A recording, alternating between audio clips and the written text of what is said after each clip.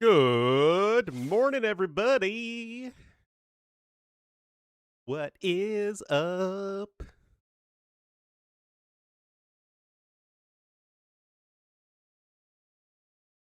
Sorry I'm late.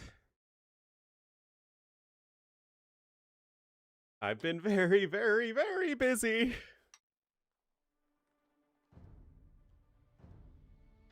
Wait, it's not literally over. No way.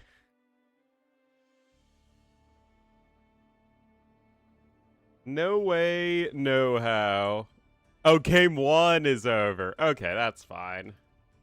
So long as it was on high tides or something that we don't care that we missed. Anyway, it seems like Doubt's 1-0.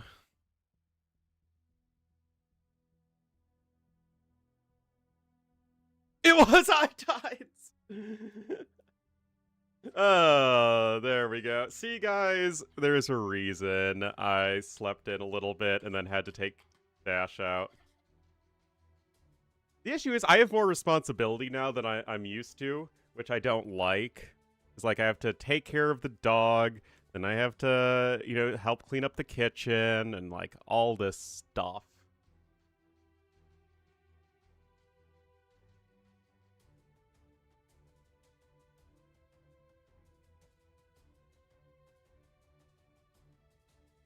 All right. Mudflow is next.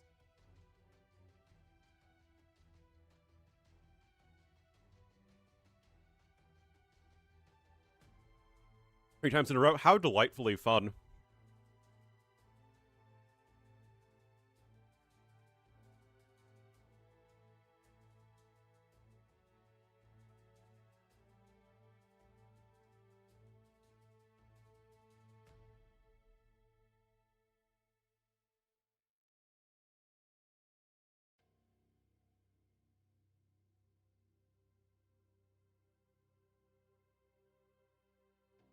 Or not,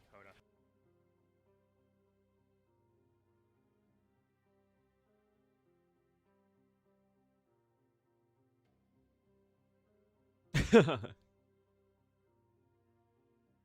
All right. Well, hopefully you guys like the Mapuche video. I mean, like, these videos I take a ton of time to make, so I'm hoping that the Civ overviews do well.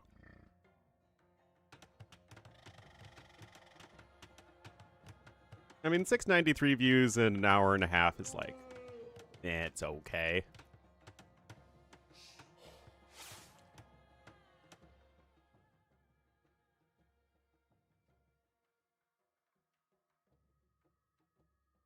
Right. And this is Gold League. I had Men-at-Arm Archers. Played him a little bit at FC Mangudai and Siege. If you're playing Arabia and he's still able to FC, then that's, yeah, you probably just didn't do enough damage. You probably need a tower.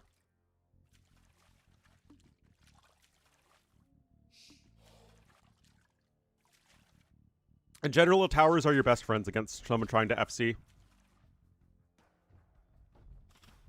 It was like a Phosphoru? Ah. I mean, towering is still very good there, but you need to be decisive.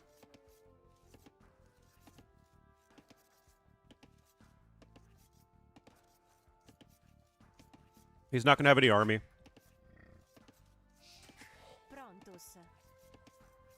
Anyway, guys. Doubt is apparently up 1-0 here. Sobek going to be in the red as the Romans to the west. Doubt in the blue as the Georgians to the east.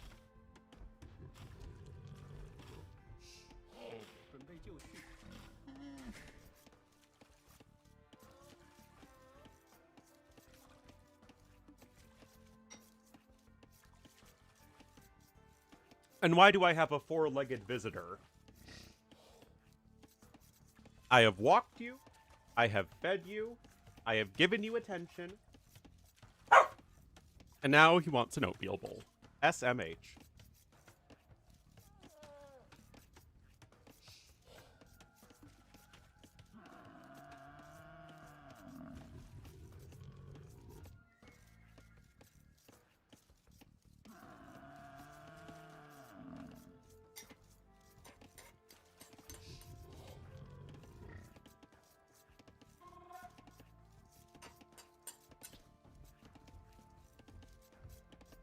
Alright, nothing too interesting here so far.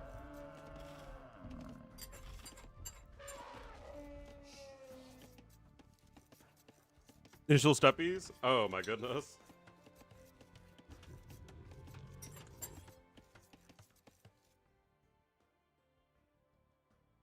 Well, at least sounds wild.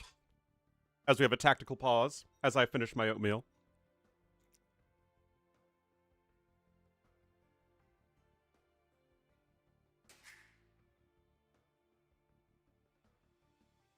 Early drush here from Sobek. I mean, the best civs on this map tend to either be Chinese or a civ that can apply a ton of early pressure. Now, we don't have Chinese in this game because these guys are probably wise and banned Chinese.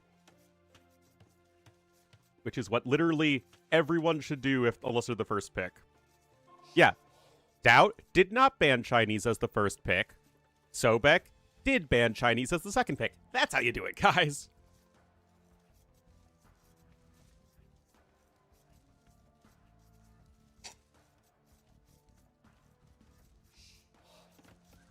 I think they are fair and balanced.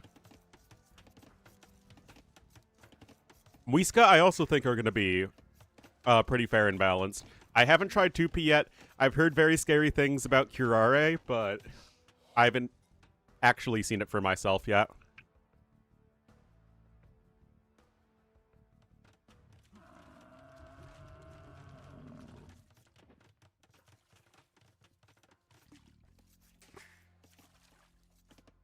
I just built my 2P little vignette village yesterday.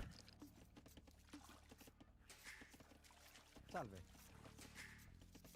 That's all I had time for. Oh, whoa. 23 seconds idle time for Sobek. That's rough. Look at this. Doubt already walling in super fast.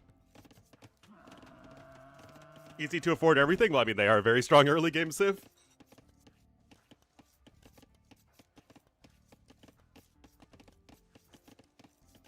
With Romans, I mean, it's like the drush came out so fast that there wasn't really...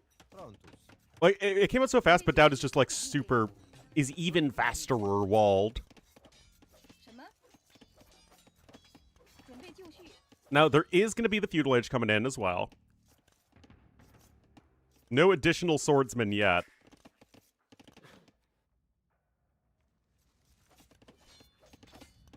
Click castle. Magic!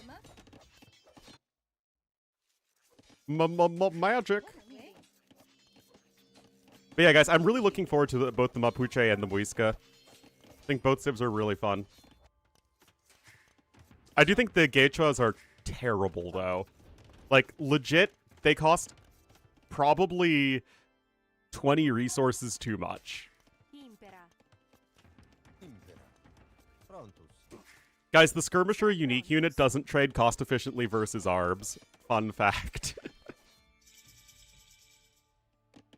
Can't afford anything? It's a struggle, man. The thing with Mongols is that they're very easy to play if you were... well, I mean, I guess they're just an easy civ in general. We're super fast. They have 1.15 movement speed, so the same as an Eagle Warrior, Castle Age Eagle Warrior without squires. Which is fast, but they only have 3 range. So, yeah. Not the most impressive. Oh, Doubt's FCing it. Interesting.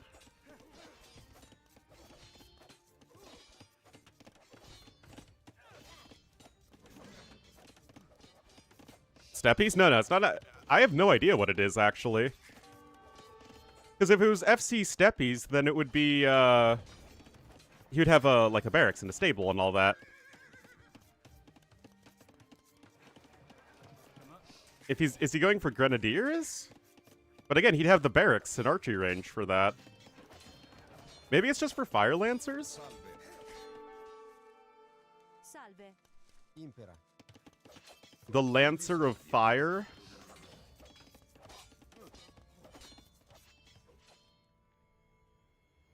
Steppies? I mean, it's good. Yeah, for sure, with Jerchins. With the sea urchins.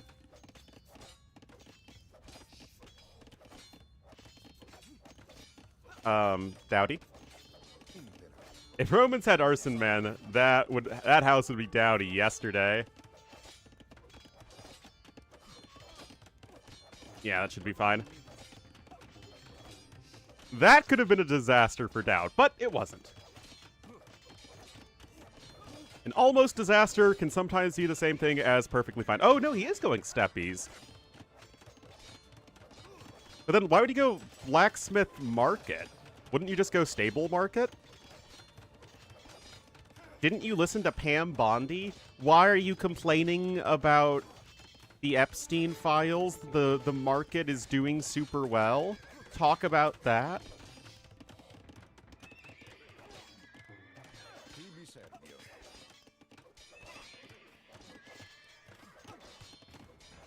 It was under 50K? Oh, no. Are you saying that our brilliant Attorney General lied to us?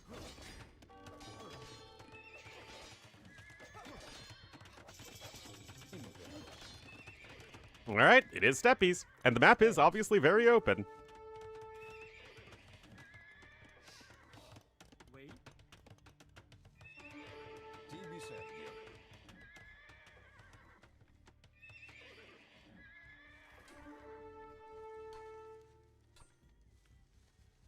Get some nice pokes in there. Meanwhile, Sobek himself needs to get to Castle Age yesterday, because these men-at-arms have simply not done enough. I mean, yeah, he's ahead in eco, and that's all nifty and stuff, but... Church and Steppies, man. 1.6 reload time. No idea why they had to get that extra boost to 25%. Put it into it. Yeah, the fish booming stuff, like, it seems like it could be really good, but it's also vulnerable, right? It feels a little risky. Salve. Fish boom, I mean, yeah, I'm not going to complain about that. Anyway, if you're wondering, hey, Ornlu, I, a casual AoE2 viewer, would like to know how upon Sobek defends against the Step Lancers and does not die horribly. Well, dear viewer, let me tell ya, he doesn't. Eus. Eus. Salve. He doesn't.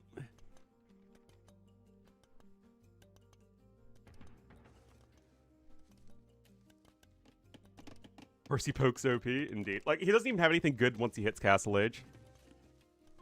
It's under the TC. The thing with the fish boom is that you don't really have any villagers under the TC. Impera. So, for a fast unit like a Step Lancer, it's not that hard to actually just run in and, you know, kill him. Pronto. And run out again.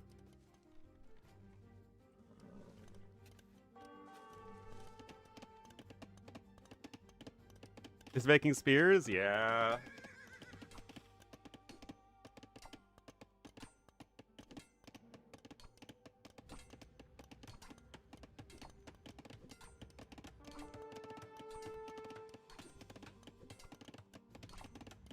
He made a stable? Oh, that would be a terrible idea. Oh, he did make a stable. I don't think knights are going to do him any good. Yeah, Dowd's going to be, like, out of food, though, in just a second. So it's kind of awkward. I guess Sobek doesn't really have much food either. Like, if Sobek was in a better position with his food, then maybe something interesting could happen, but he's also really not. Salve.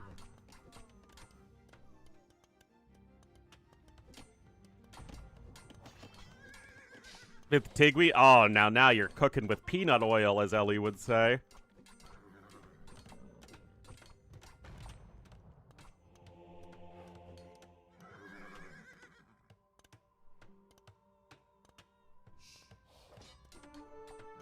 Oz Castle, but no, come on, you need to think about it. That's why you can, because you don't need as many villagers gathering food, you can have the villagers on stone to build the castle to get the TC upgrade, because apparently this castle won't also protect the fish boom.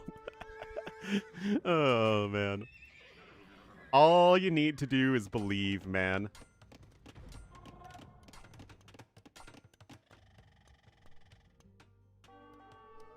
The castle would be for. Ah, yeah. I'm sorry.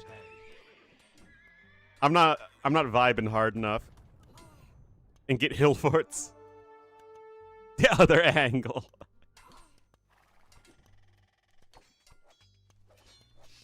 And aren't Step Lancers fun?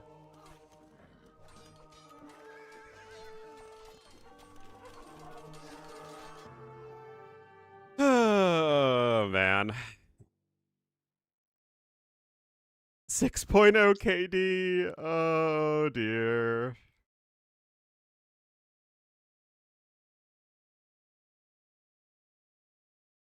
Oh dear.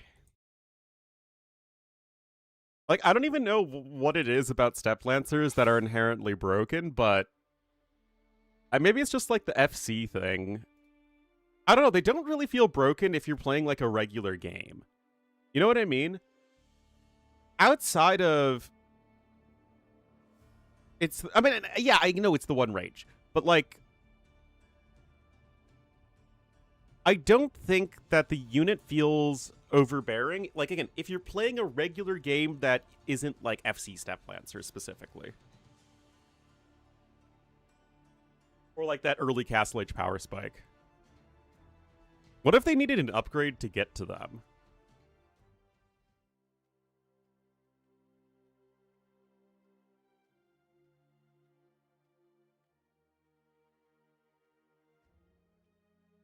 Realize the FC faster? Well, the issue is that he really, like, broke his bank to go for the 2 Militia Drush, like, very, very fast.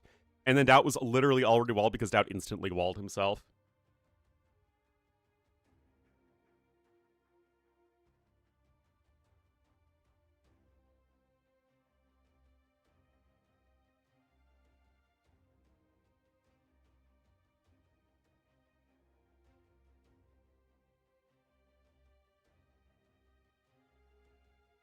Also, this is the last game of the series. The VOD of my co-cast with T90. I hope you enjoyed it. Set to co-cast? The way I phrased it to T90 is that whatever you need, whatever set you need me to cast, whatever you need me to do, I will do. However I can help out.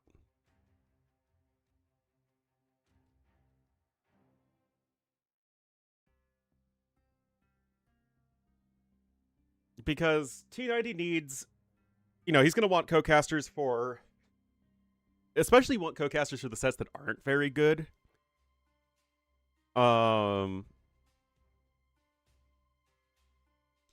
Because it's how you make things interesting, right?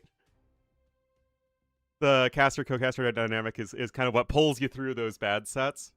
And I'm not really in like the, oh, I need only the best sets so I can, you know, get all the hype on my own channel. Like, not really what I need at this point. But yeah, obviously I'd rather watch, you know, obviously still rather watch good sets than bad sets, but, you know, such is life. Such is life.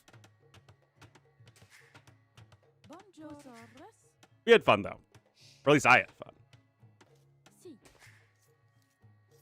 This weekend? I don't know. I just said whenever you need me. I mean, he definitely said co-cast more in the future, but we'll see. We will see. All right, Dad's going to be here in the blue as the Malari here on Bypass, and Sobek is going to be in the red as the Burgundians. That's up. No. No. Wrong things being hit. There we go.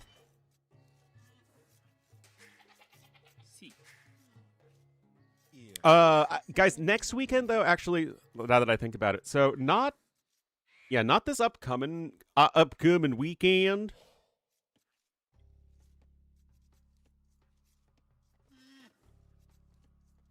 Yeah, so it's the 26th, 27th, and 28th. I'll be gone. I'll be back in Washington D.C. for the first time since I was at GW.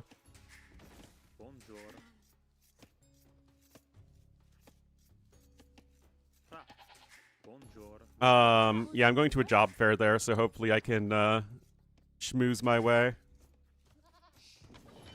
to victory.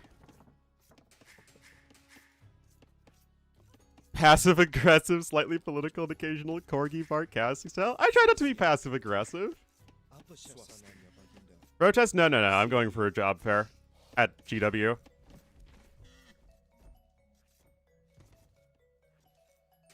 So I'll be going back to my old haunts at university. At the very least, I'm going to go to my favorite eateries. At the very least. I'd also like to go to the Kennedy Center. Hopefully it's not, like, shut down yet. But, you know, who knows?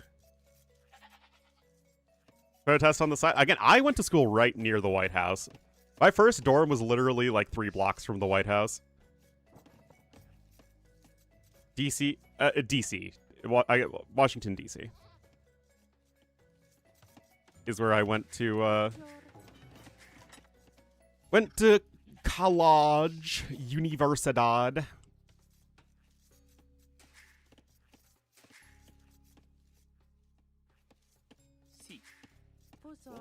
At the very least, I'm gonna go get my wings from Wingo's, and I'm gonna get my crepes from Crepe Away. And we're gonna have a great time. Entertainment operations? Well, like, I don't even go to a show there. I'm not rich, man. But it's just a really nice building, and I kind of like taking a walk there. No, I am not making them up. Wu Jian Swordsman? Yes, but unlike Jian Swordsman, you need 2 upgrades to get there. 2 upgrades.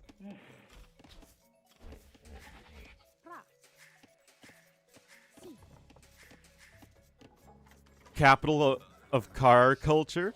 Yeah, it's actually one of the most walkable cities in the country. Now, I know that's pretty low for American standards, but there's decent public transportation and things are generally pretty close to each other. Just for grapes? I do not have a store for grapes.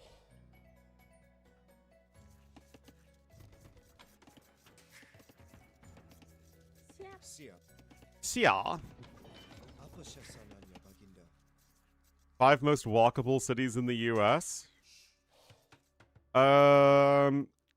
New York, D.C., Chicago,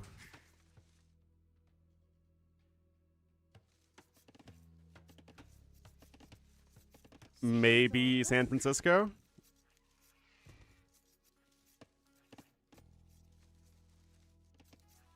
Seattle or Boston? I'm not sure. I haven't been to a lot of those cities. Lord Doubt, yes, the Lord Doubt is blessing this series.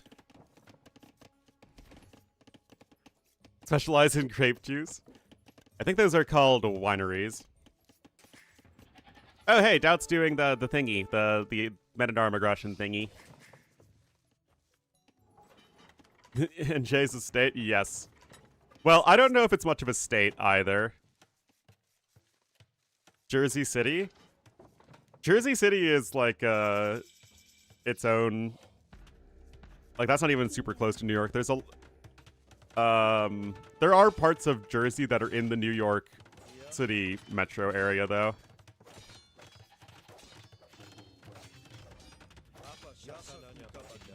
And there's also cities in New Jersey that are part of the Philadelphia metro area. Oh, here we go. Men-at-Arm coming in, Loom coming in here as well, and Sobek is gonna need a response to this.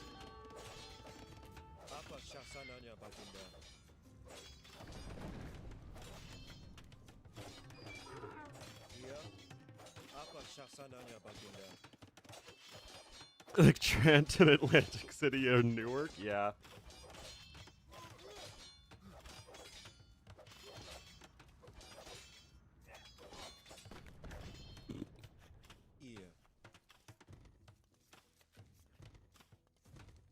Bonjour. Good old New Jersey, the New Jersey of America. Yasa kuka baginda.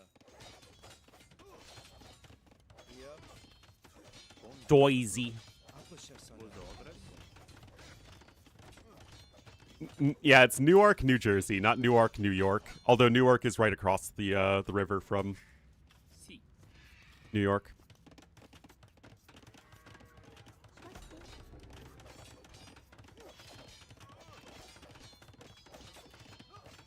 Gold positioning, gold and berries both being forward is a little rough for sure, but happy feudal age. Yasa kuka baginda. Yeah. Apa şahsana baginda. Is in New Jersey. Well, I mean, New York City is like the very most southern part of New York State, but New York State started with New York City, basically, and then, like, moved upwards and westwards from there.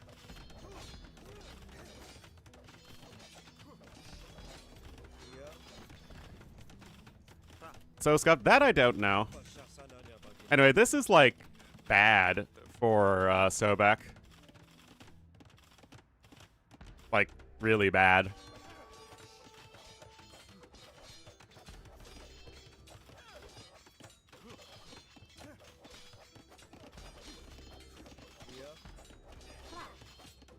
Oh, boy.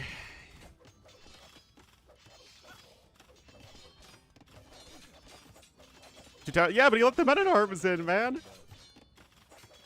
They got that +1/+1. Yasa kuka baginda. They're just waiting for Return of the King. Yasa kuka baginda. Yeah. The Gap Witchvilles. Eco upgrades? Oh, yeah. That'll do it. Apa şahsana baginda. Well, at the very least, you know, Sobek isn't messing around with this tower.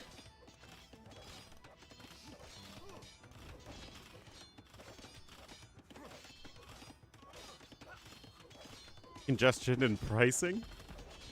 I mean, New York State isn't expensive unless you're in the New York City area. Bonjour.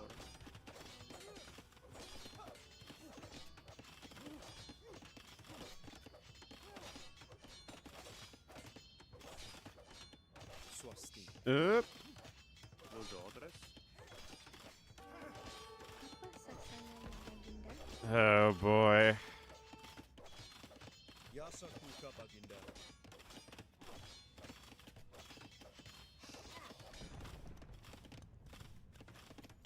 Owie. That Fourville lead.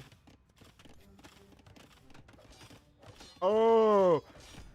Yeah. So the issue with that is that would basically have to not be paying attention because there's also a tower here as well. Arson coming on in, matey. Bonjour. Yeah.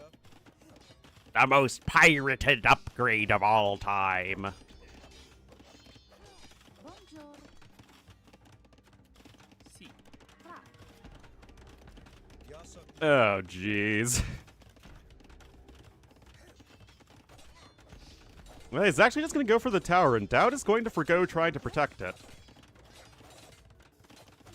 Dowd's getting Horse Collar, interestingly, before Double Bit Axe. Oh, because all his forge bushes run out. Yeah. But, I mean, at least you didn't lose any additional villagers there, unless he really screws up here, but he isn't. Sobek does technically have the score lead. Apa şahsana. These walls better go very fast, though.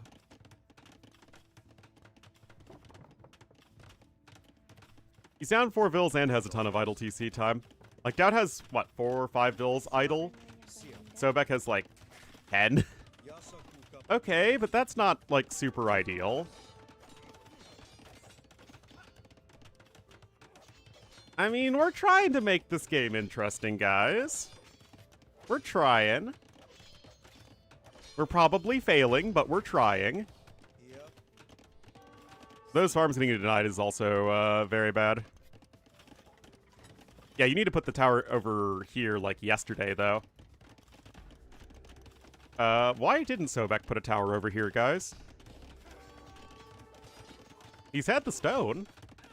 Wheelbarrow coming in, gonna go over to the gold right there.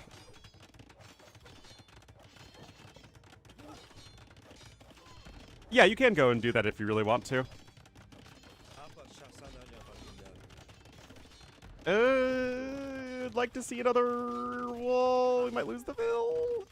Yasa kuka baginda. I mean, it could be worse. Is Malay a good tower civ? Malay are a good anything civ.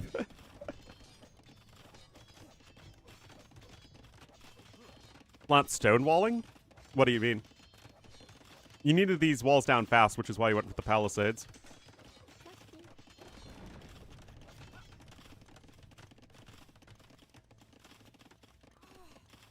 Oh no, yeah, this ain't a messing around kind of civ. Or have you a pocket civ? Have you gone Malay FC elephants from pocket? It actually works. It is surprisingly not bad. And that's basically the worst setting for Malay. Built a palisade IRL? That's true, I have not.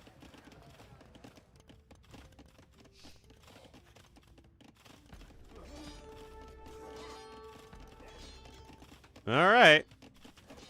Already the tower's coming in over here. Issue is he who towers second towers best.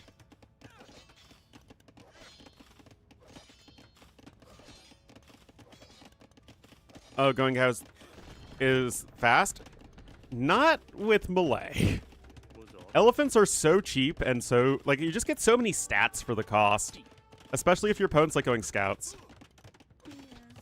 Wait, isn't this tower, like, one tile too close? Why would you put it in range of the other tower? Yep. Apa shasananya. My goodness. Yep. Oh, boy.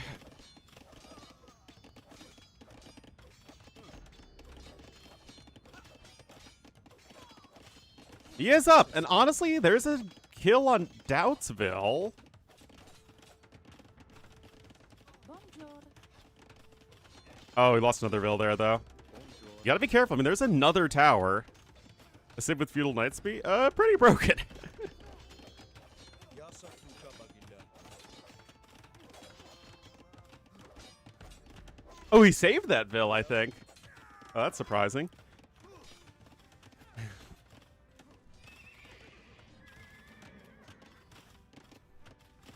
This is tricky. Oh, there's another dead Ville, guys. Yasa kuka baginda. Man, it's a good thing that Dad has that free armor upgrade. To get Feudal Knights, yeah. Pretty bad.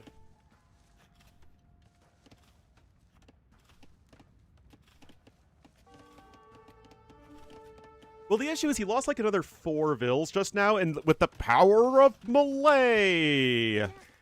Doubt's already in Castle Age 2. Oh, jeez. Look at these resources difference.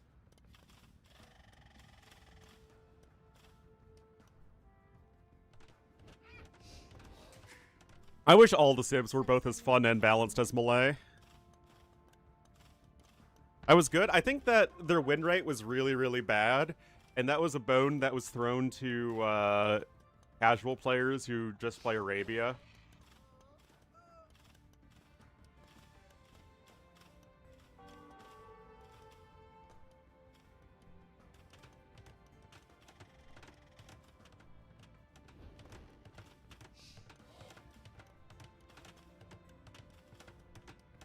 Feudal Knights. I mean, yeah. I mean, getting one knight out in early game is still insane. A closed or semi-closed map? I would call it a semi-closed map. Personally. And now Doubt's going Malay Cav Archers. This is what the world has come to.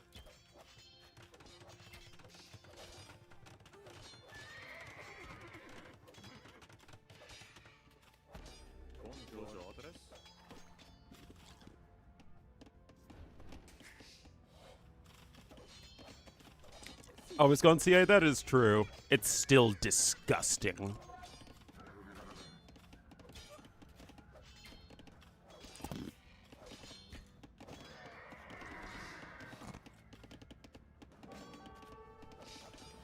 Parthian and Bloodlines? That is true. That is true. Well, you also don't have a heavy CA.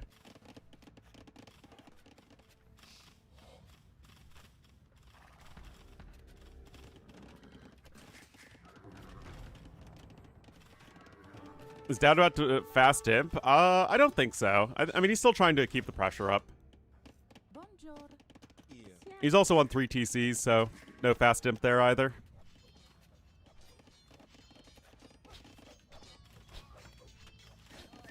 Anti-bonuses? They're called malices, but yes. Only for starts. Chinese, Mayans, Huns. All classic civs, actually. Jasa ku, Kak Baginda. But that's just starting resources. There is no actual other downside. I mean, technically your Lumayan farms work a little bit slower. Yeah, it doesn't matter.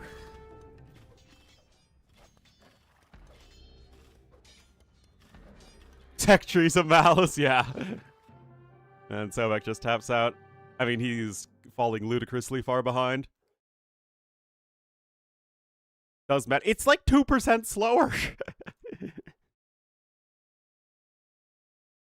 Yeah, Doubt is in this weird spot where he's too good for Gold League, but would probably consistently be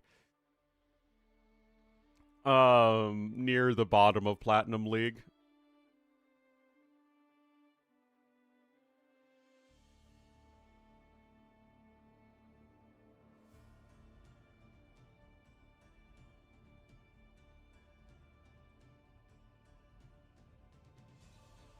There's no husbandry. That's true.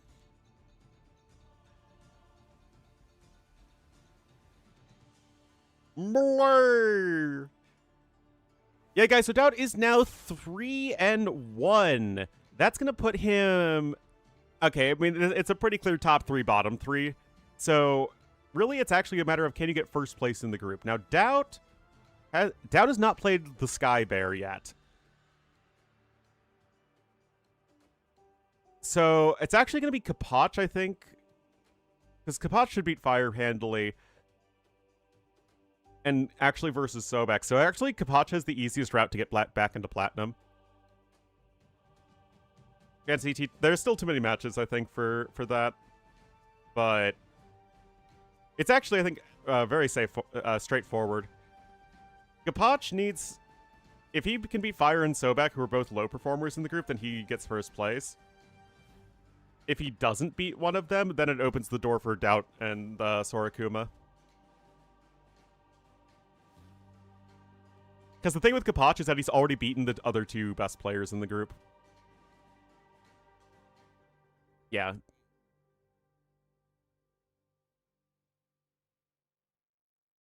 It's game wins? Yeah, but even so, you probably just don't have enough runway left. But we can see. We can see.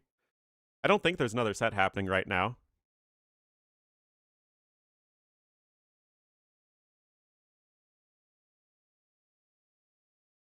Dark versus Viper is in an hour.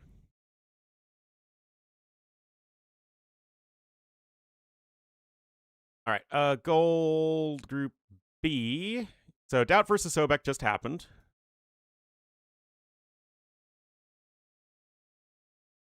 So yeah, still good stuff there. But if Kapach wins 2-1 in his remaining sets, is he still first? He's actually not, necessarily. Let's just say Doubt wins 2-1 over Sorakuma, and then Z40 versus Fire doesn't matter. Yep, Kapach could actually go 5-0 in the group and finish in 3rd place. Oh, boy. I mean, I think Kapach goes through easily here, to be honest. Yeah, game differential goes first. I just want to see a world where Kapach goes 5-0 and finishes 3rd place in his group.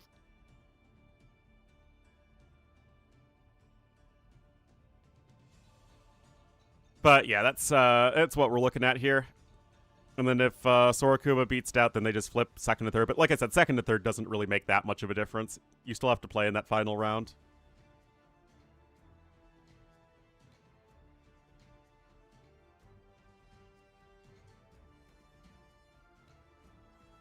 So,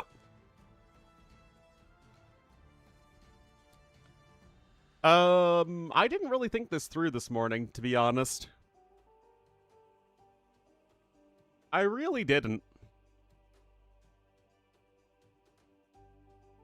Whiskavid's all done. I just have the 2P vid left.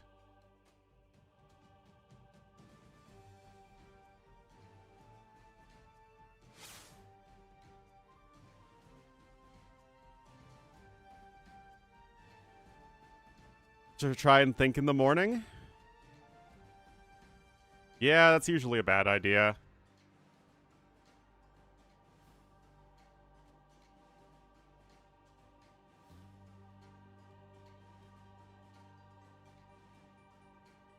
Arnor, Gondor, it's the Reunited Kingdom. It's got the crown and the stars.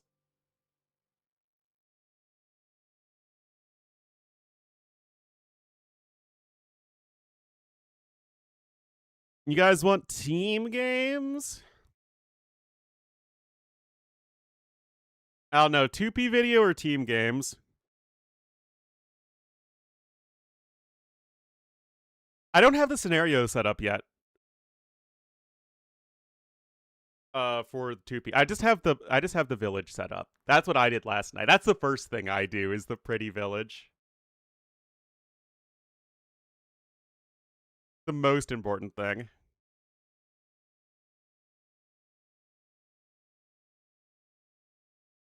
Many monkeys. Oh, I forgot to put monkeys in the village. Oh, you have to have at least one monkey. There's a monkey in the Whiska village.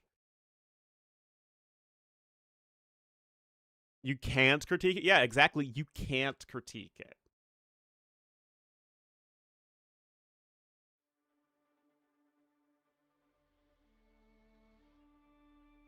Dead corpses? I'll show you. I'll show you.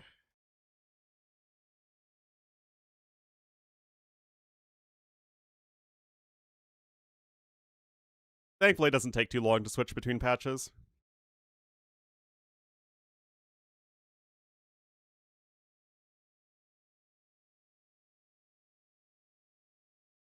All right. Coffee time.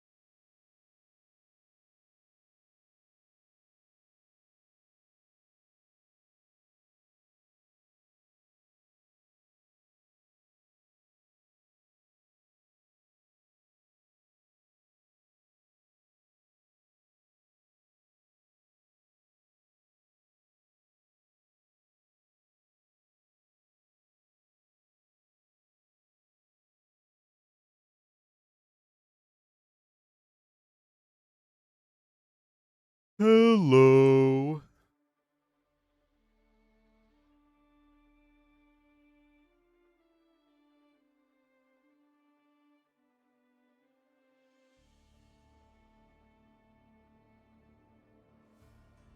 A ROM by Shenbei Raiders Camel Spectrum?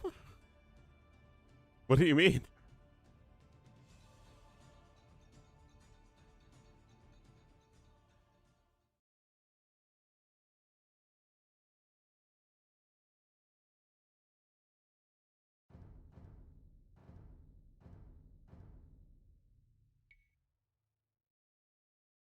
Oh, wait a minute.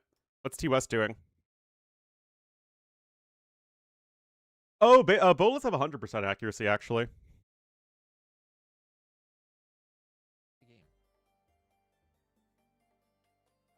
T West. New DLC 1v1s? Starting in a moment. New DLC 1v1s? I haven't installed the code for the DLC yet, Ornlu, and I don't think I want to download that right now. I need to do that tonight. Oh my goodness.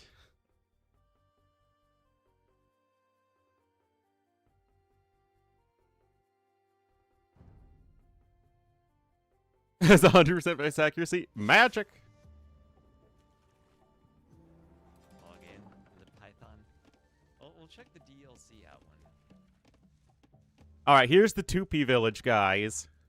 Or villages.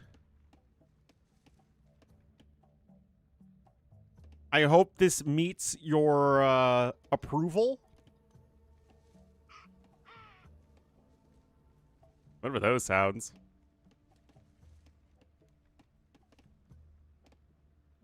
I wanted to give something... What the heck? Why isn't there any icon? Whatever. I wanted to give something that gave the vibe that, like, the 2P were very spread out all over the place. Oh yeah, maybe they're the capybaras. So I gave them 2 town centers, and then I wanted to give, like, a little bit of a coastal Brazil vibe, going all the way up into the Amazon with, like, the wonder here and the waterfall.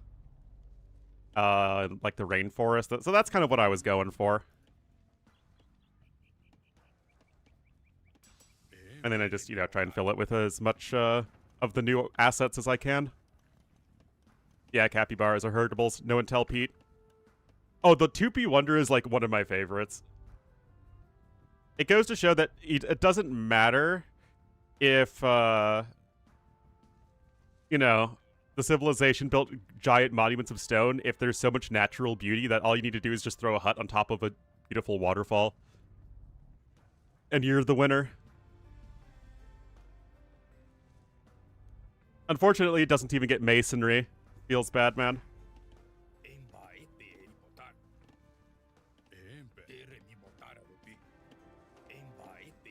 1.5 reload time, dang.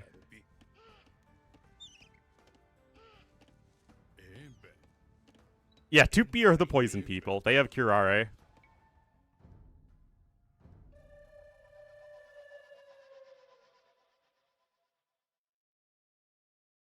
It weirds you out.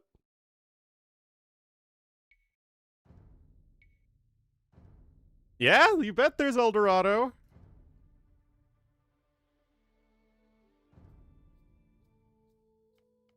El Dorado.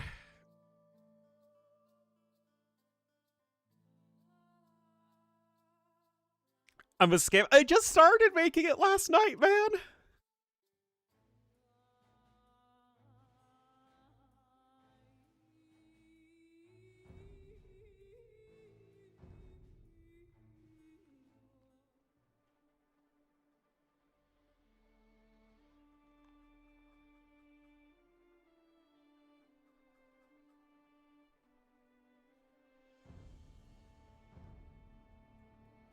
Oh yeah, snakes. I haven't seen snakes yet.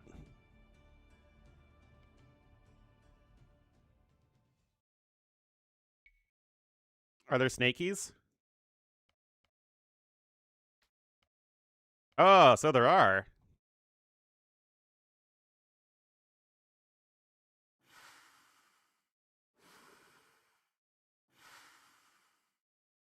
Oh yeah, they're like wolves now, right?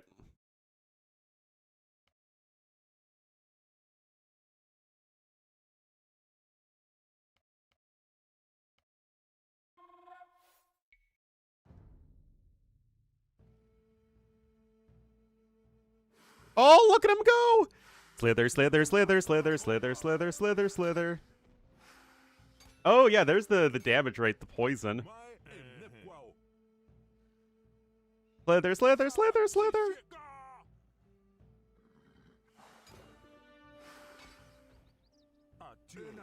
Honestly, that's pretty cool. I like it.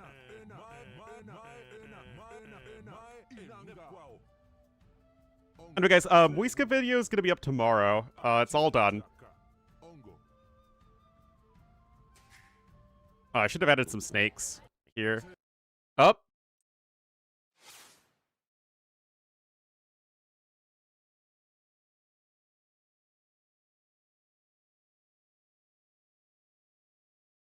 Mm-hmm. It's that per minute, and it doesn't last a full minute.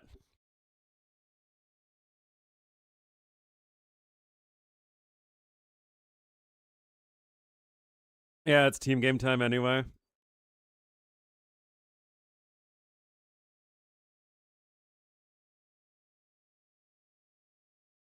All right. Also, I have every single achievement in the DLC on accident.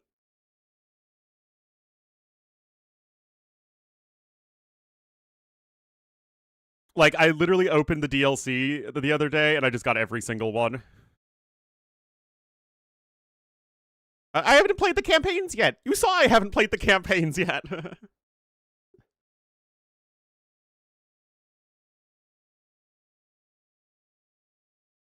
Yeah, Doubt versus Sobek is over.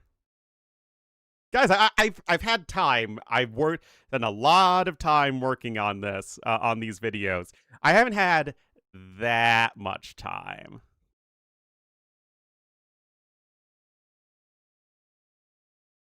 I don't own the DLC. Oh my goodness. Immediately? I think that's fair.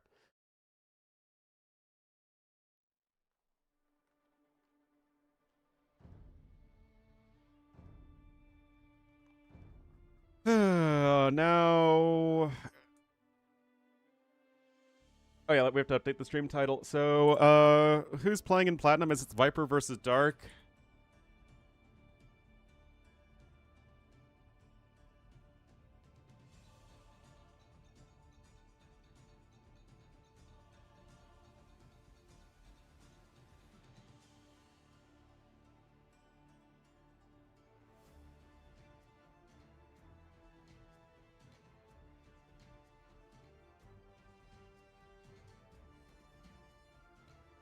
All right. We can do some team games. Oh, wait, let's check to make sure the mods actually work, because they were canceled on me. Another victim of cancel culture. Hola. Yeah, we need to restart the game again. Oh, wait, no. I literally just don't have the mods enabled at the moment.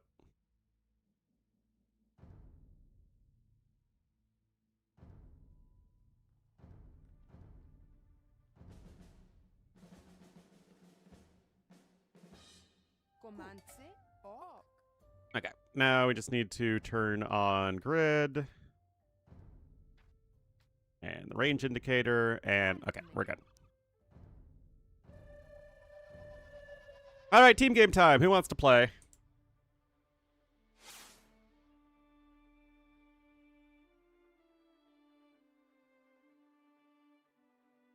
Boom wants to play.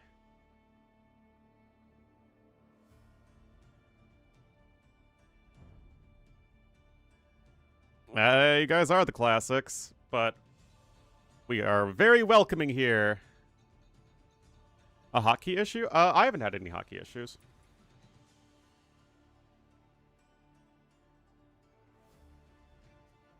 This is literally the worst interface for finding people.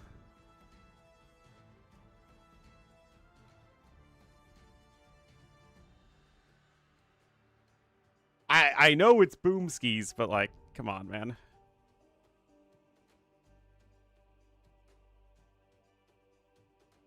Hotkeys? I know there have been issues in the past, but I don't, like, I haven't personally run into them with this DLC.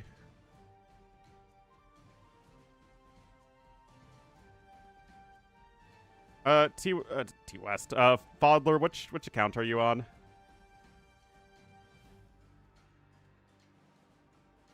Welcome? You are welcome. Everybody's welcome.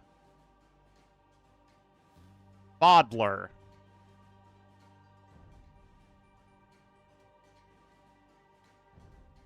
Alright, we've got room for one more.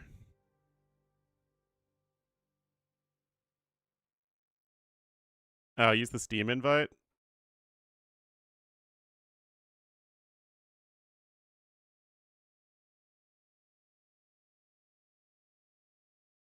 How the hell do I even do this?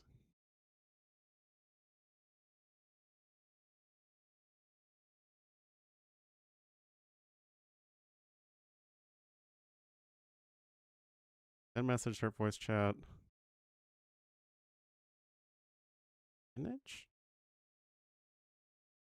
Who knows, man? Yeah, here we are.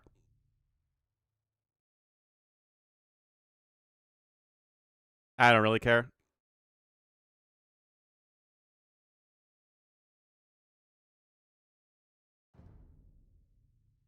Oh, Steam invites. Okay.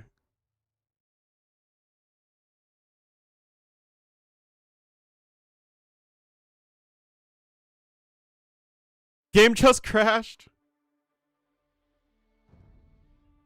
Ban Arabia, that's fine.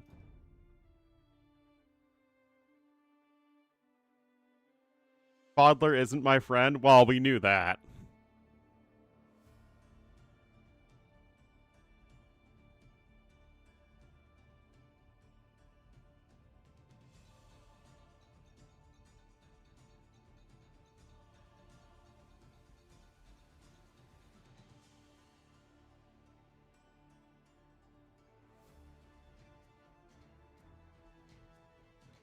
All right. Let's see if that works. You have me? Of course, Rob C. What's your name in game?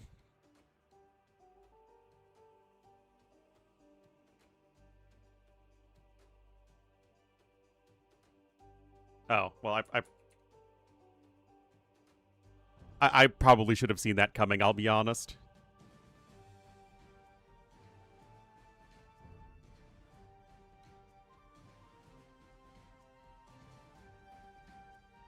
Alrighty. Any other preferences? Just prefer Arena.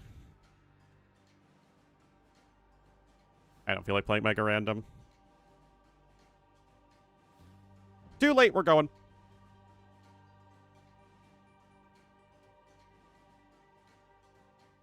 Get to carry the group. Probably Rob C.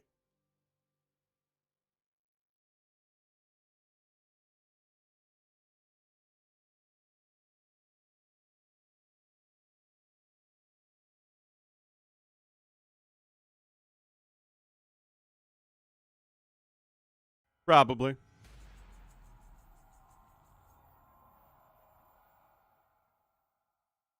Oh, we get a freaking Highland! Oh my goodness. That's pretty funny.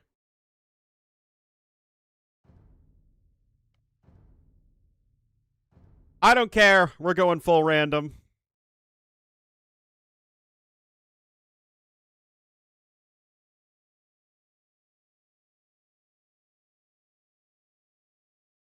We are brave here.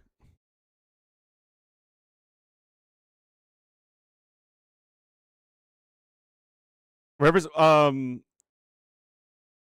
are rivers actually separating all the players. It doesn't actually look like this. There should be rivers between everybody.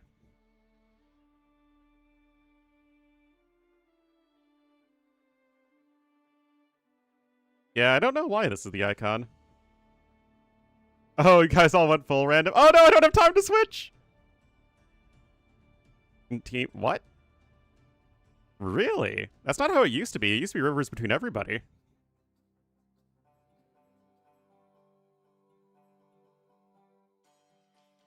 All right, Fodler and I are the two most experienced players, and we're on the same side, so this could be kind of awkward.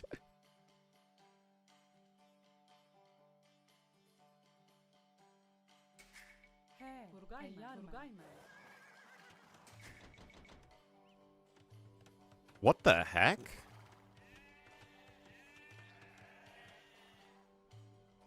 What the heck is going on, guys? Why is there a gold mine? Oh, are those relics? What on earth is happening?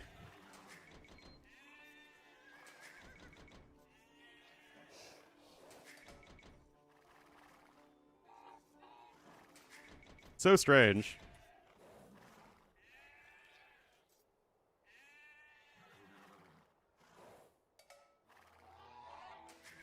Whatever. Like, whatever. Oh my god.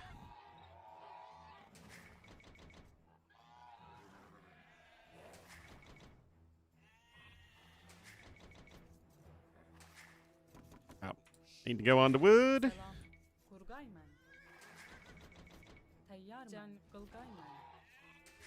And I have a corgi.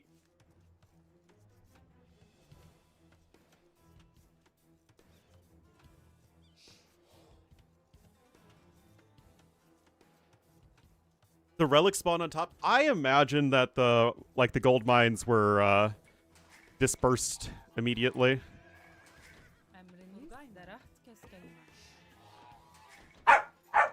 Dash, I don't have time to play right now.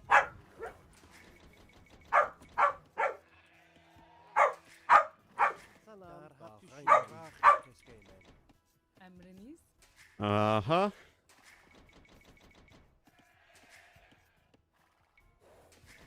So yeah, I want to see where this river is.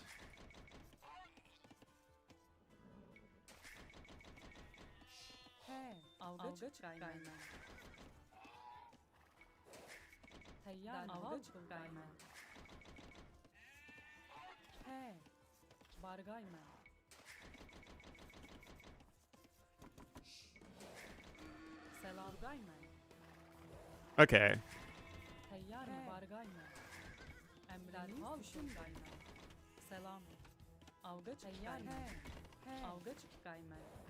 Okay, there's like kind of a medium-sized crossing here.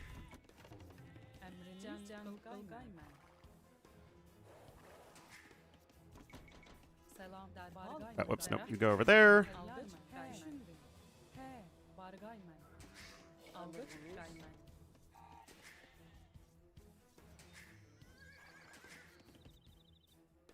Oh, I guess those are the mouflon.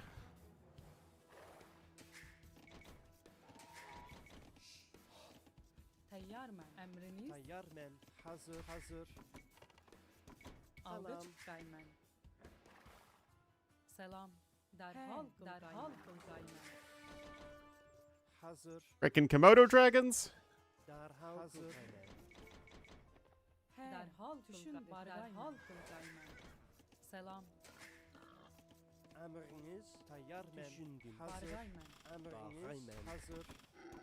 Alright. Ornlu's shunning them? I didn't even know. Oh, crap.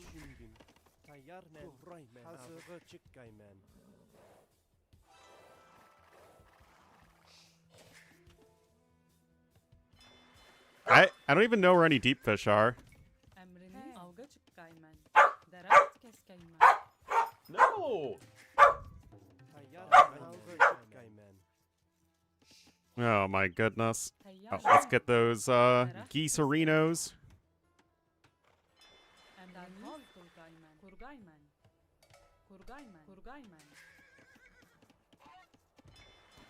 Okay, there are deep fish.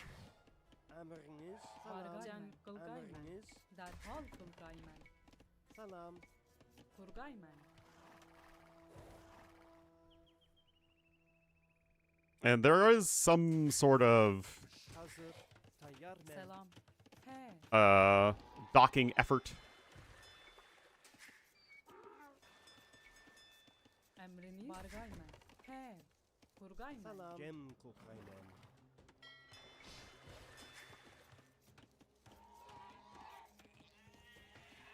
Tayyarmen. Gem kokaymen. Tarah keskeymen. Emriniz. Can Kurgaymen. Selam. Düşün. Can Kurgaymen. Ugh. Can Kurgaymen. Hazır. Can Kurgaymen. Can Tayyarmen. Kurgaymen. Okay, we're on our way up. Emriniz. Hazır. He. Tayyarmen. Kurgaymen.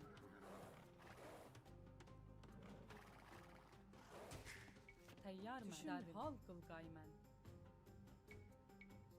Kurgaymen. Let's go ahead and get another fishing ship out.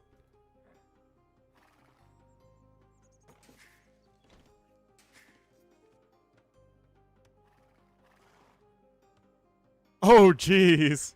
That is quite the crossing. Selam. Bargaymen. Kurgaymen.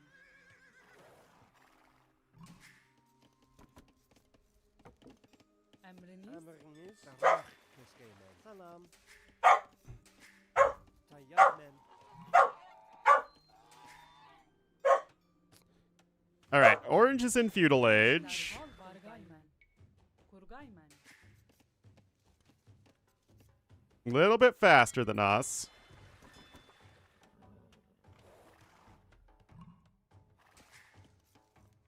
Tayyarmen. Kurgaymen.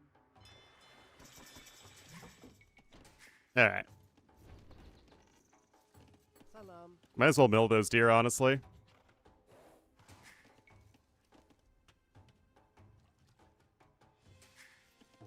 Emriniz. Emriniz. Derhal Kurgaymen. Derhal Kurgaymen. Düşündüm. Kurgaymen. Hazır. Emriniz. I mean, we're already getting close to Castle Age resources. Oh. Get this Komodo dragon.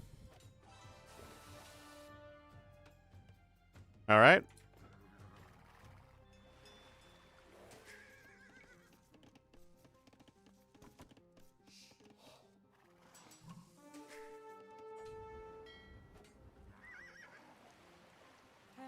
Ongardan. Prepare you. No, don't go out. Derhal Kurgaymen. Tayyarmen. Derhal Kurgaymen. Salam. Kurgaymen.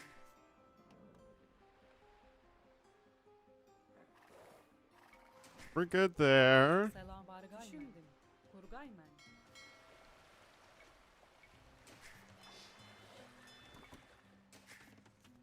Oh, now the corgi wants out.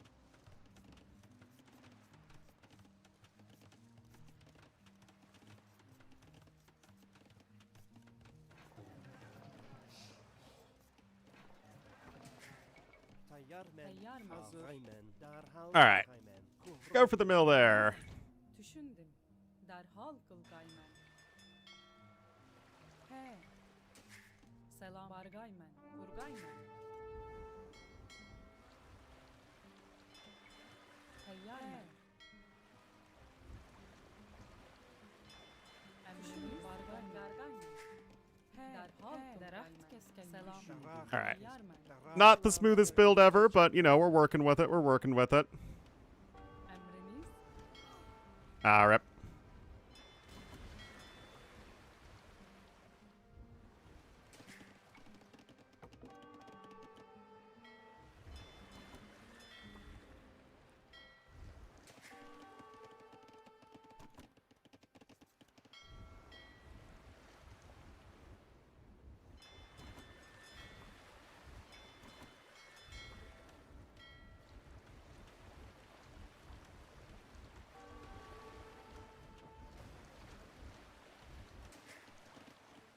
He. Ripperino.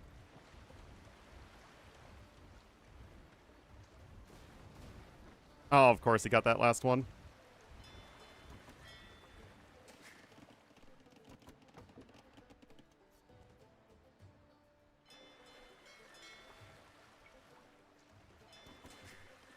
Selam. Tayyar men. Hazır. All right. Tayyar men. Hazır. Kurray men. Salam. Emriniz. Kurgay men. Get those TCs going.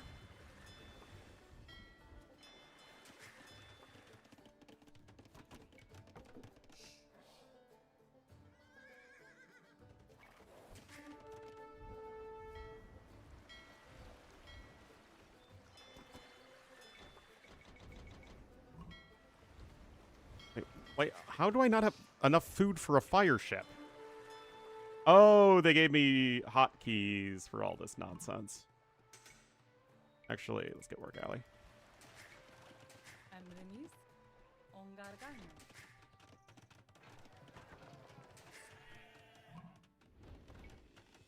Selam. Darak keskey He, men. tayyar Bakay men. men. At least we get our extra sheepers. Darhal kurgay men. Selam. Kurgay men. Oh, no hotkey issues? Yeah.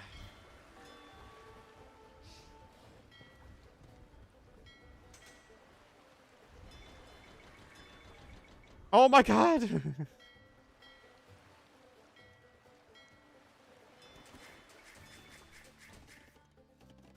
He. Düşündüm.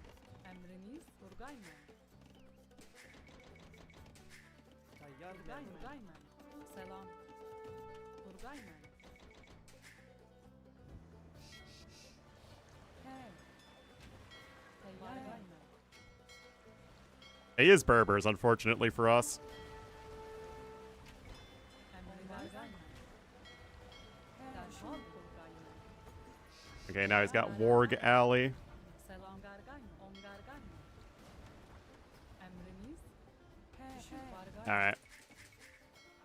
Selam kurgay men.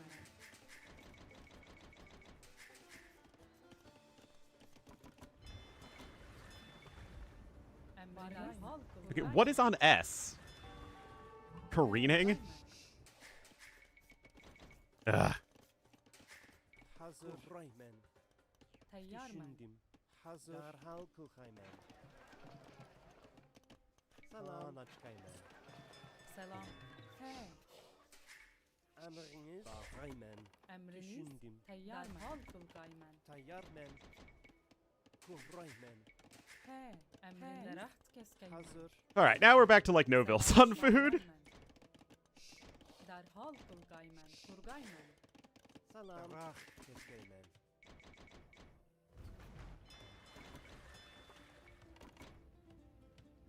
Oh my god, this is driving me insane.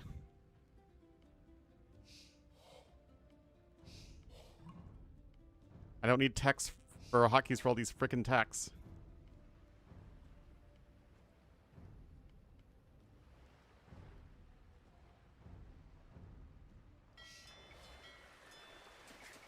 Tayyar men. Kurgay men. He. Düşündüm. Kurgay men.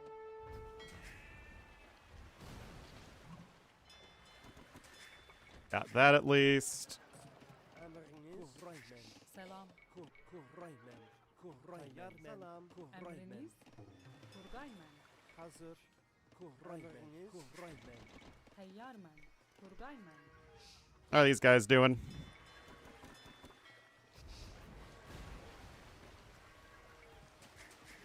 Tayyar men. Kurray men. He. Kurgay men. Hazır. Bargay men. Tayyar men. Kurgay men. Kurgay men. Salam. Kurray Get men. all these farms going. Emriniz. Kurgay men. Emriniz. Kurray men. Tayyar men. Kurray men. Hazır. Kurray men. Salam. Hazır.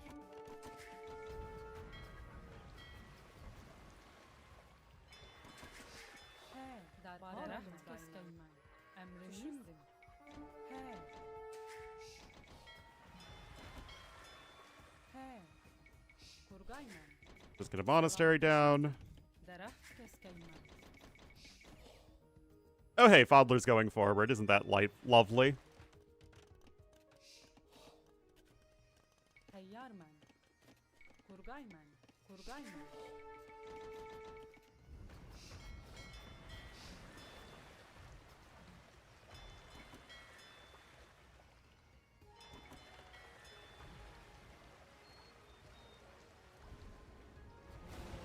Oh my god, frickin' Berber ships. Emriniz. Derhal Turgaymen. Turgaymen. He. Turgaymen. Hazır. Kuraymen. Selam. Can Turgaymen.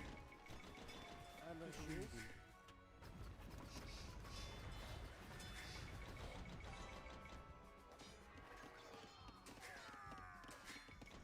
Salam. Dağaymen. Kuraymen. Very good, Fodler. Teyyarmen. Selam. He. Turgaymen. Teyyarmen. He. Turgaymen. Bismillahirrahmanirrahim. Alright, let's start getting those relics. Hazır. Dağaymen. Düşündüm. Emriniz. Bargaymen. He. Turgaymen. Turgaymen. Emriniz. Turgaymen. Tayyarmen. Kuraymen. Ah, damn. Derhal tayyarmen. Hazır. Hazır. Derhal kuraymen. Derhal hazır. Teyyarmen. Hazır. Turgaymen. Selam. He. Kuraymen. Kuraymen. Teyyarmen. Turgaymen. Oh, I never got wheelbarrow. Salam. Kuraymen. Hazır. Kuraymen. Salam. Turgaymen. Emriniz. Kuraymen. Selam. Turgaymen. Teyyarmen. Turgaymen. Emriniz. Kuraymen. Emriniz. Turgaymen. He. Bargaymen. Tayyarmen. Kuraymen. Selam. Kuraymen. Come on. Teyyarmen. Turgaymen. Salam. Kuraymen. Selam. He. Bargaymen. Turgaymen. As long as these guys aren't actively dying, which it looks like they are not. The mythical corner-to-corner trade line. Yeah, we can do it. Emriniz. Düşündüm. Also, we can get housed. We're pretty good at that. Hazır. Salam. Kuraymen. Hazır. Hal kuraymen. Hazır. Haraymen. Emriniz. Teyyarmen. Turgaymen. Emriniz. Turgaymen. Alright. Turgaymen. Tayyarmen. Kuraymen. Kuraymen. Alrighty. Selam. Deraht keskaymen. Hazır. Kuraymen. Another lumber camp there. Let's get some bills back on stone. He. There's some more stone. Here's some more stone. Emriniz. Dağaymen. Hazır. Kuraymen. Ah, yes. C'est un problème. Hazır. Düşündüm. Selam. What? Turgaymen. Teyyarmen. Düşündüm. Emriniz geremademe.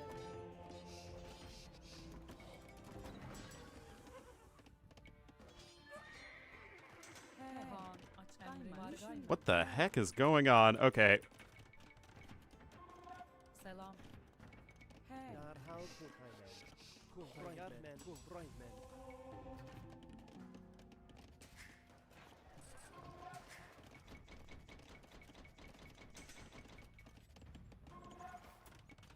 Hazır. Dağaymen. Teyyarmen. Turgaymen.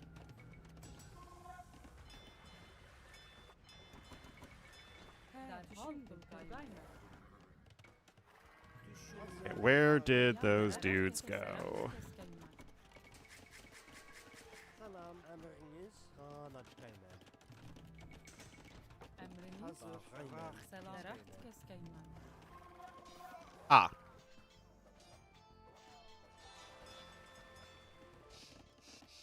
Fodler is muted! Oh my goodness. Turgaymen. Selam. Emriniz. That's hilarious. Bargaymen. Deraht keskaymen. That is actually hilarious. Teyyarmen. Salam. Turgaymen. Tayyarmen. Emriniz. Kuraymen.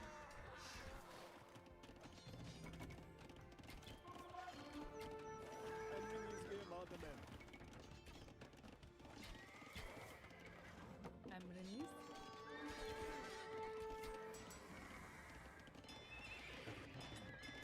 Selam. Turgay mı? Salam. Teyyar mı? Tayyar mı? Emriniz. All right, more of you guys.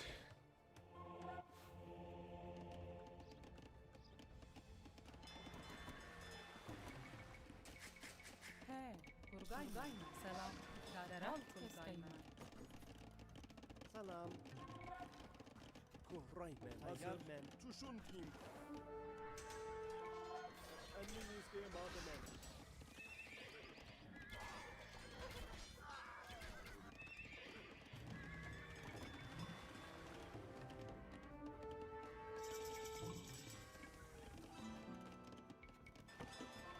Emriniz. Derah keskay mı?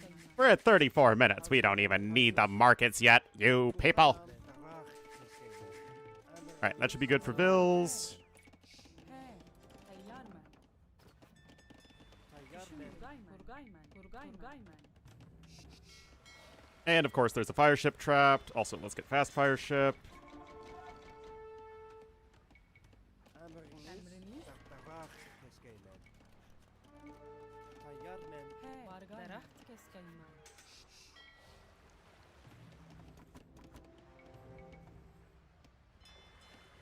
Hazır. Salam. Derhal keskeymen. Really unfair to the other team? Oh, you bet it is. Derah keskay mı?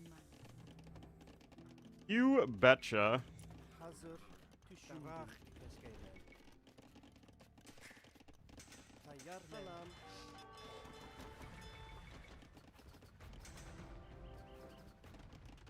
Emriniz.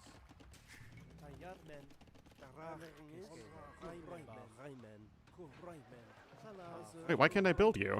Hazır. Kuhraymen. Kuhraymen. I guess it overlaps there? Oh my goodness. Kuhraymen. Derhal hazır. Kuhraymen.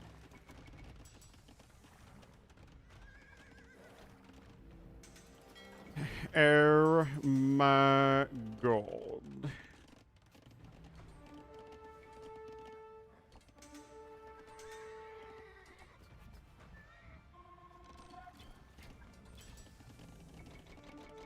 Tayyar men. Derah Emriniz. selam mı? Teyyar mı? Düşündüm. Turgay mı? All right, let's get raiding.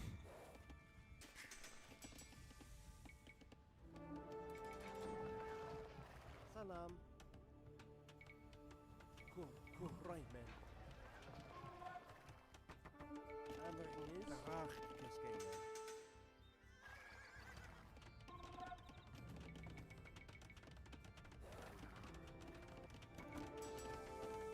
I don't even remember getting elite Kashik. What? Hazır. Kuhraymen.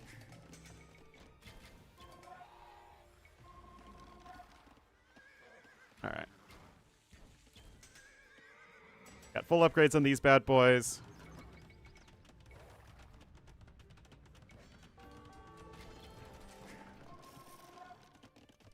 Tayyar men.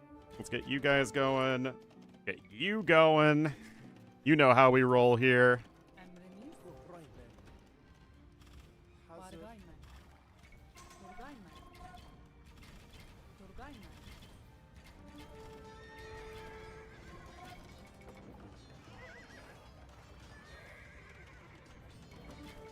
Emriniz. Kuhraymen. Kuhraymen. Also need to get you. Salam. Tayyar men. Yeah, we need that. Hazır. We do need that. Kanaçkaymen. Kuhraymen. All right. Tayyar men. Kuhraymen. Selam. Turgay mı? Bombard tower time.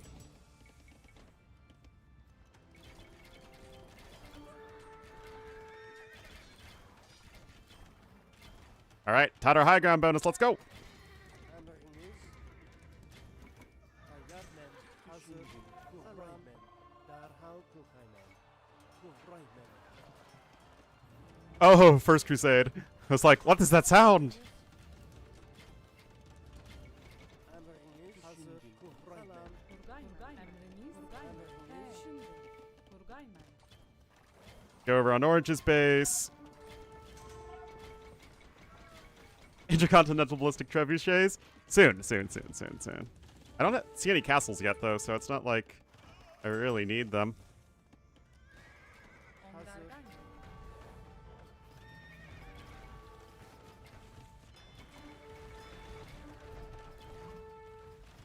Tayyar men. Teşekkürler. Condos? I scoff at condos.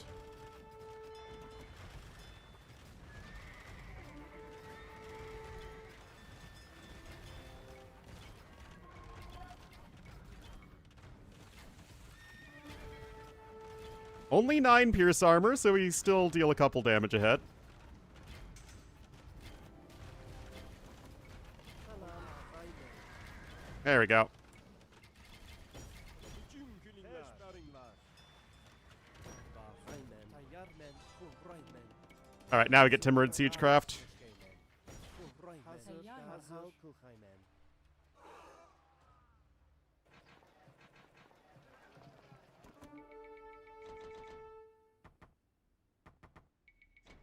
Emriniz. Emriniz. Alright, delete you guys. Selam. Aynen. Hazır. Emriniz. Kurgayna. Tayyarmen. Kurgaymen. Tayyar men. Derhal kulhaymen. There we go. Keskeymen. Even with messed up hotkeys, we could make it work. Oh, we still didn't have a lot of our blacksmith upgrades. Also, look at Rovsi. Hasn't played in a year and second highest score on the team. Look at Rovsi go.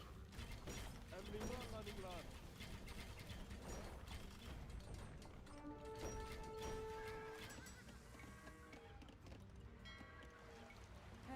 Selam. Hazır. Hazır. Tayyar Guess men. we have to do this the hard way. He. Düşündüm. Hazır. Emriniz. Selam. Derhal kulhaymen. Hi. Fake. Fake only in our hearts. Salam.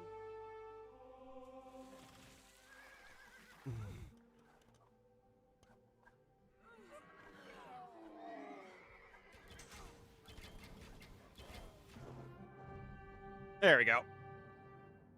Dislike this map? I mean, it's Highland, man. It's not the most serious map in the world. But yeah, theirs was unfair. We literally had 3 corners on our side. Like, they couldn't get a full corner-to-corner trade established. This river needed to, like, veer off over here or over here. Oh, Boom's got all the battle elephants here, too. All the fun stuff. Fun. 5 puntos! Oh my god! Most kills! Bodler bottom score. Well, I mean, we know what we're working with there, right?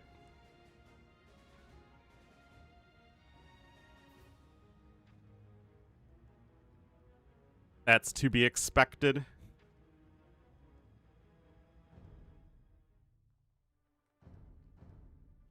Alright. That was fun. I do like me some Toddar's gameplay.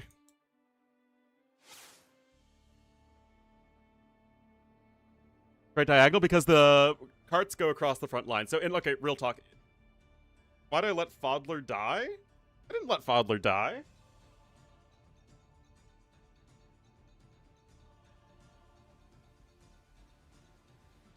The knights came across, and I was looking for them, and then, you know, I find them in Fodler's base. My crossing? Oh, yeah. Well, I thought they were going after me, and then they went after Fodler, and so I helped him as quickly as I could. We had some hotkey issues. Okay? It happens to the best of us. Yeah, Fodler never died. He's fine. He's fine. It wasn't 20 nights. It was like 12. But thank you for the gifted sub to Boom Jam Vanderlove. I mean, yeah. Now, real talk. Rovsy hasn't played a game in a year. Did super well there. Got to the Doom blob of elite Mamelukes. Well done.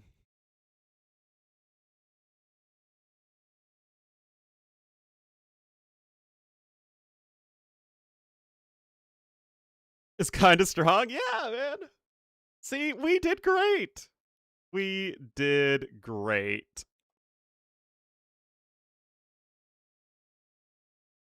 Oh, yeah, isn't it Lunar New Year today? Or when is Lunar New Year?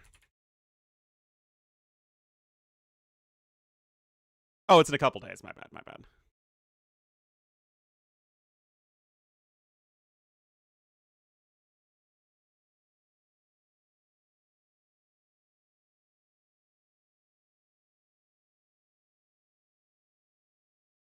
ELO spread? I don't know.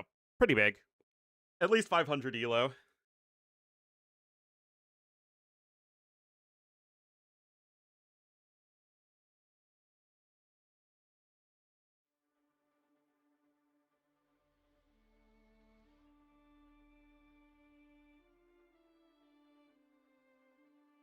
$1,500, 1,600 team game. I mean, the team game ELO, because I'm also like 1,500, 1,600 team game. Yeah, I'm 1571 team game. But I'm 1945 1v1. So it's like, what are you going to do?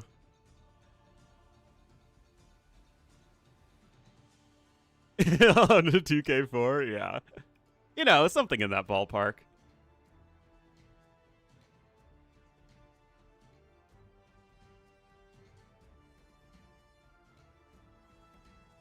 All right, it's 10 o'clock.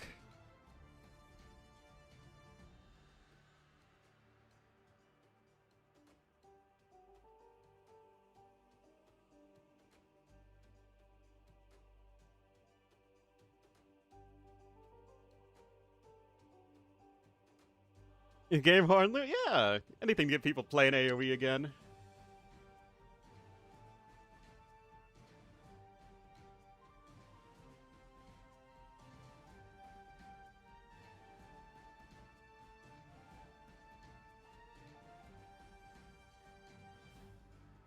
Half an hour. Yapping is essential.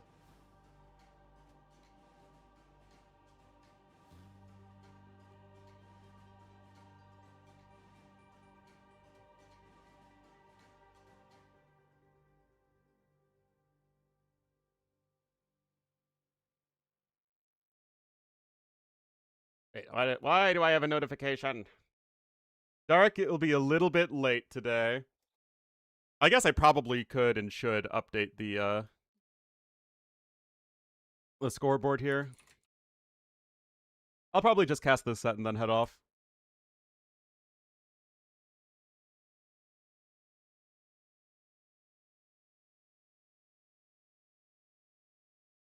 Remember, Viper lost his first round set against Vivi, and Dark got swept, so I'm actually kind of interested to see how this goes. I mean, on paper, the Viper should, you know, dominate, right? I tried to find the country known as the Viper. Viper is a sovereign citizen. He has his own country.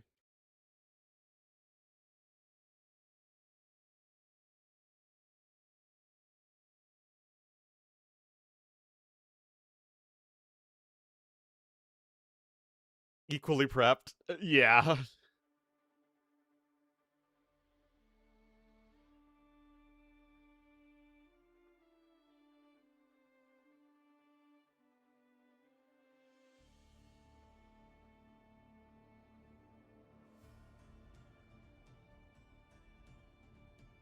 She's hockey's a couple of hours ago. I mean, he's also having the issue, right, where he was on the other patch and like, I'm gonna be switching right back to the next patch or the last patch the preview patch after this, after I'm done streaming, so I can do the 2P video. Oh, he didn't like the old hotkeys.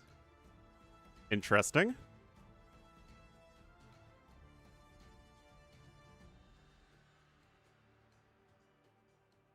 Buffs attack speed until they reach 0. What? Oh, wow. Yeah, that just seems like an oversight.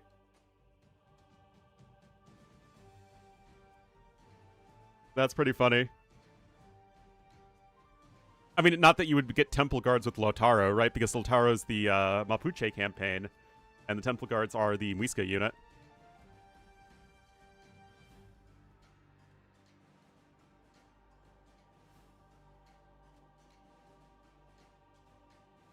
Honest? Yeah, I really don't like it either. Just straight up, I don't like it. But guys, I have just received further confirmation that I have set up a very, very special video that will be coming maybe Wednesday? I think it should go live on Wednesday.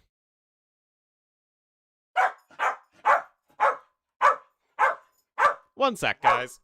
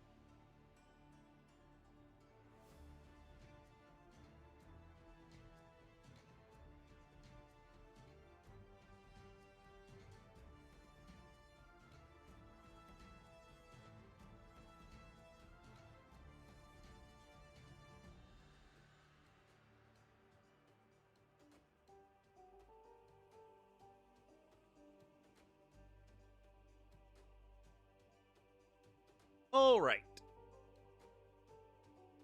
Thank you for your patience. Your caster, Kermit the Frog, appreciates it.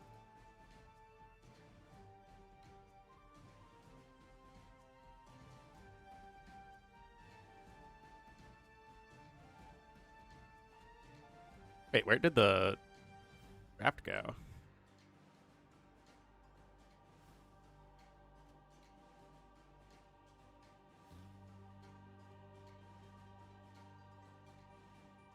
Ah, here it is.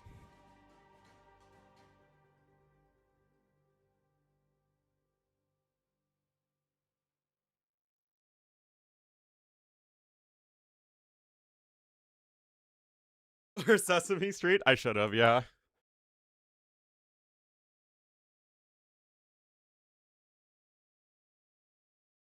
Hey, default AOC hotkeys are where it is at, my man.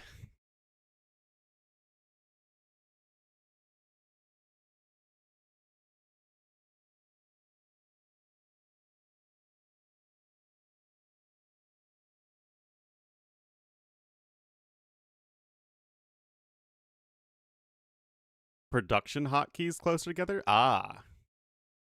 It is the Viper.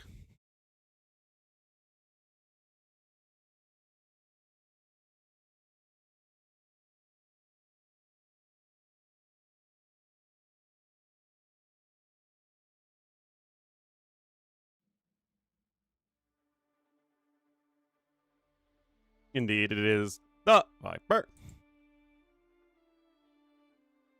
It's the appropriate pronunciation, and anything else is racist. I got a little bit. Let's see if we can do a gritty.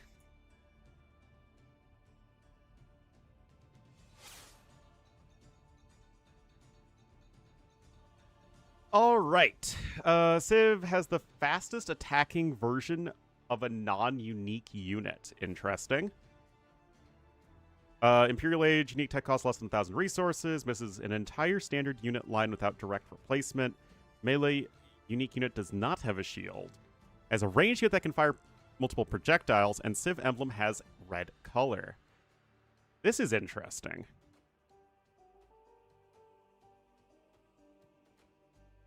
So, like, would would Mongols work here because they have the fastest attacking cav archers?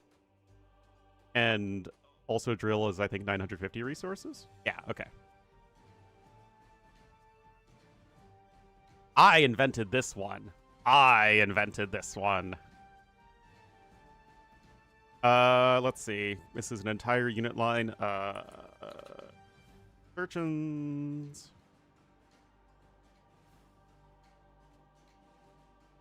Logistica's more than 1,000 resources. And I think Bilbo Baggins is as well. Melee unique unit does not have a shield.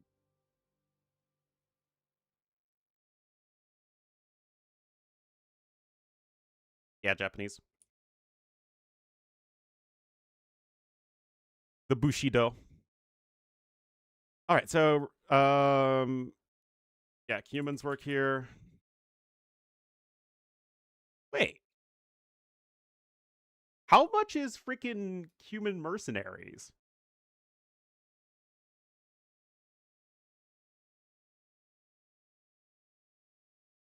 How is it more than 1,000 resources? Oh my god, it actually is. Why is this tech so awful? Oh my goodness.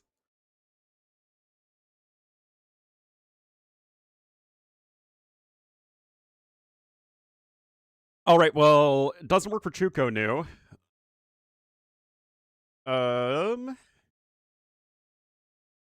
That's wild.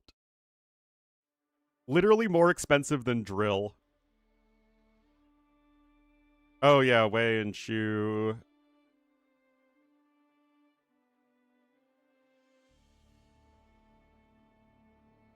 Oh, it's absolutely one of the worst unique techs. This should be Wei.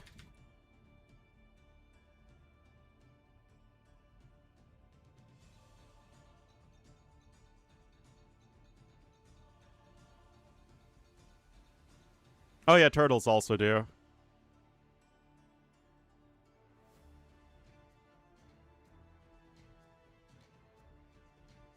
Wood steel is very expensive.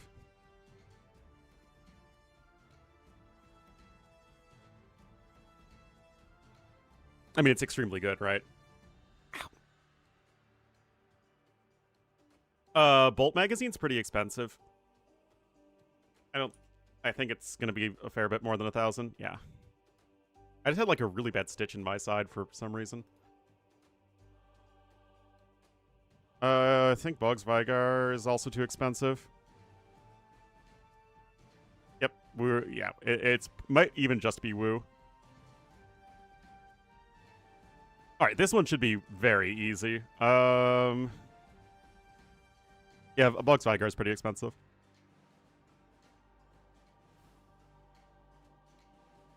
Spanish.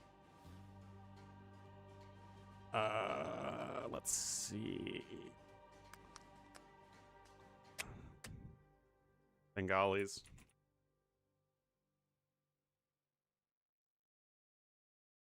And melee unique unit does not have a shield. Civ emblem has red in color. Bohemians is brown and white.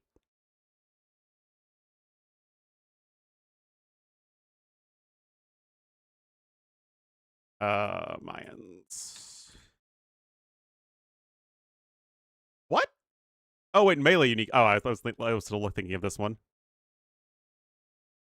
Oh my goodness, I'm such a goober.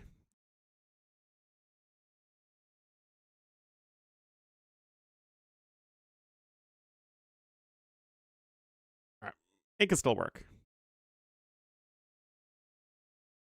Oh, is the game started? Ah, yes, here it is.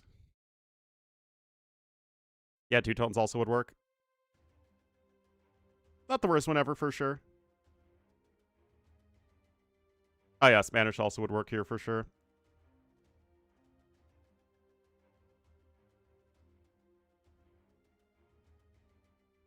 Good stuff, good stuff.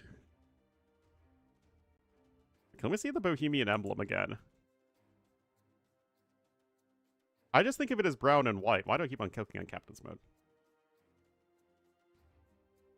The two tones one does have red trim. Isn't this brown?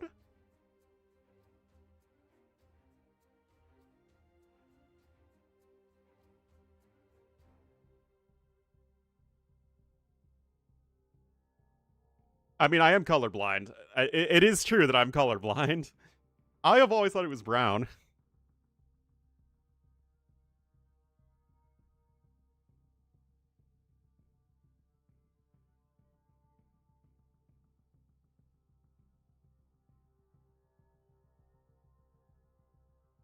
Yeah, Teutons, it has red around the trim.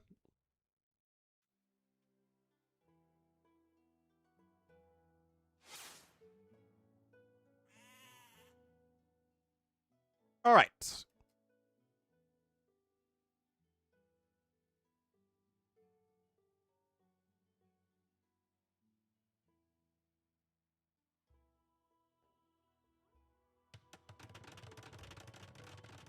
Interesting matchup here. Oh, it is also technically Platinum League now.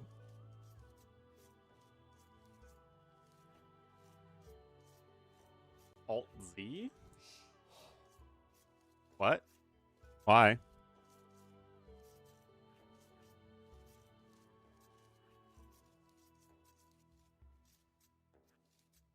Oh, for colorblind stuff? I'm just so used to AoE 2 with what it is.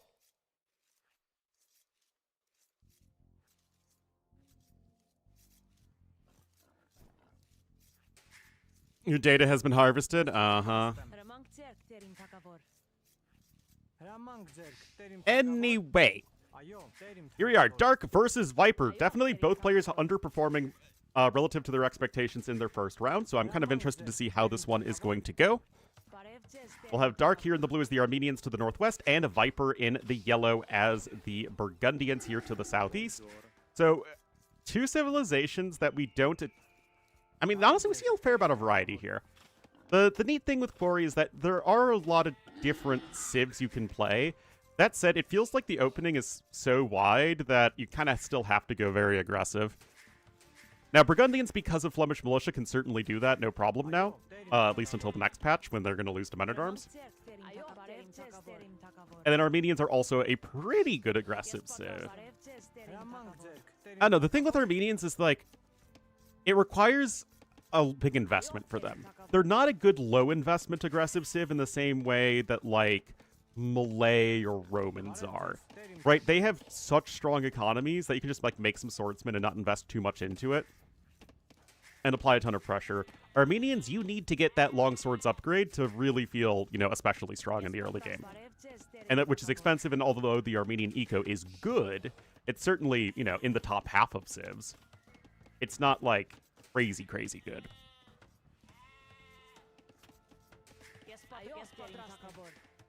After the fortified church nerfs come in, I think Armenians will probably be in a pretty good spot.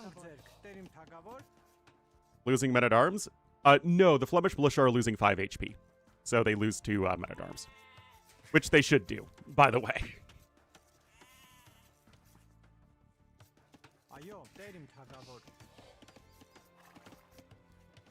So let's see what the plan is here for Viper. Note that he has gotten the double bit axe upgrade, so I don't have to cry myself to sleep tonight. Always a plus. The Flemians.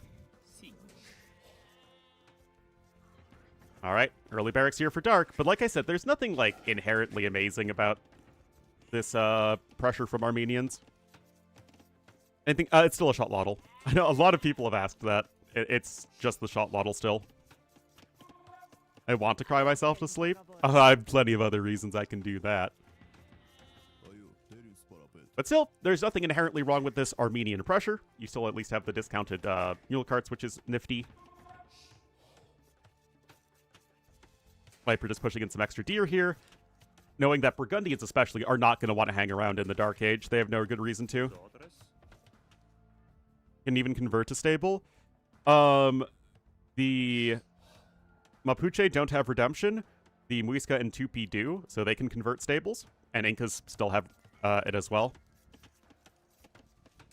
Nope, no redemption for the Mapuche. The other two civs have it. Men-at-arm in the Dark Age, very, very OP. Alright, here come the militia. Trying to skirt around the outskirts here is Dark, and Viper will at least be caught somewhat off guard. Viper's on his way up to Feudal Age 20 pop with Burgundians is pretty normal. And there we go. There we go, guys. Uh-oh. Viper not anticipating this. And this is like a low investment pressure. It's just 2 militia. And yet, if you can catch your opponent off guard, like, this is the difference, guys, between that Mudflow game earlier with Sobek and Doubt, where Sobek just got nothing done. This wasn't as early pressure from Dark, and it still got damage done. How's their horses? In the archery range and the castle, evidently. If you noticed in the Mapuche video, I gave them a little, paddock, yeah, that's the word for it. For their horses. With some palisade walls. Man, I enjoy making those little scenario scenes way too much, man.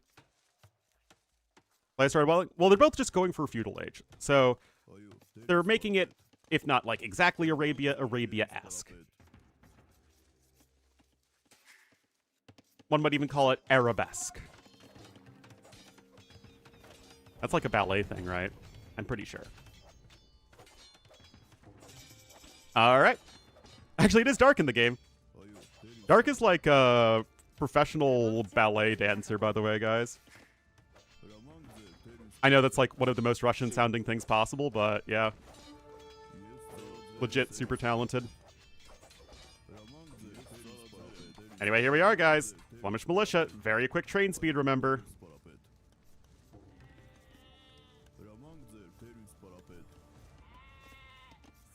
Well, I mean, Mapuche can still get a stable if they start with one on Mega Random. So, it's still Shot Lottle Warriors. They didn't give them a new Easter egg unit. Alright, guys. Men-at-Arms is coming in, but this is what I was saying, that this exact timing is not super ideal for the Armenians. it takes a little bit of time and a lot of investment to get to your super strong swordsman feudal age thing.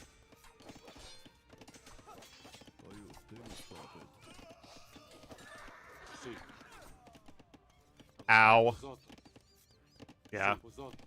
Flemish Militia just straight up needed a nerf pretty badly. And now Viper's eco upgrades are kicking in. He's got his archers on the way. This is honestly a disaster for Dark. Needed? I mean, if he was going long swordsman, yes. But now the Flemish Militia are incoming. Viper's got his ranged unit follow-up. Dark doesn't have his own... Wait, did he cancel it?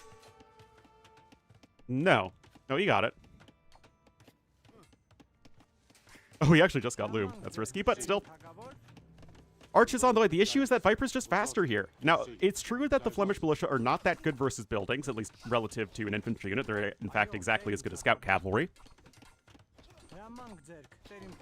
And yet, this still feels kinda tough.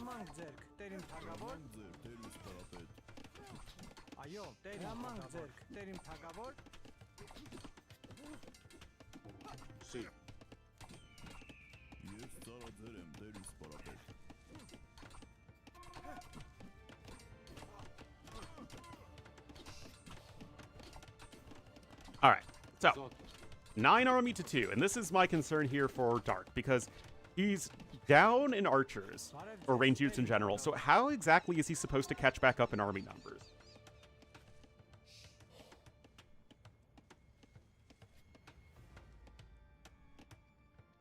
You know, it's almost impossible to do that. And if it's impossible for you to catch up in army numbers, you better be full walled, because how else are you going to prevent fights from happening? Like, how are you going to stop Viper from forcing fights against you? That's my significant concern here for Dark. I mean, I really think he wanted to go for Armenian log swordsman, but just, like, lost everything to the Flemish Militia. Just did not respect how fast they come out. Now, what I don't understand is why Viper isn't, like, forcing the issue. Like, I mean, I know he's got fletching, but it's 11 army to 5!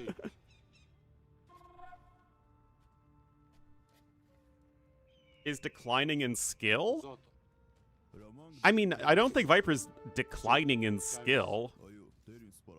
I think that the biggest difference between Hera and Leary and almost everyone else is that Hera and Leary are extremely consistent and will almost always play at their top level.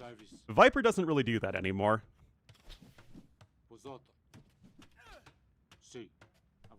And, I mean, the consistency is, like, the hardest thing to achieve. But yeah, I really am surprised Viper isn't being more aggressive here when the advantage he has. I mean, people have been improving faster than Viper for a very, very long time.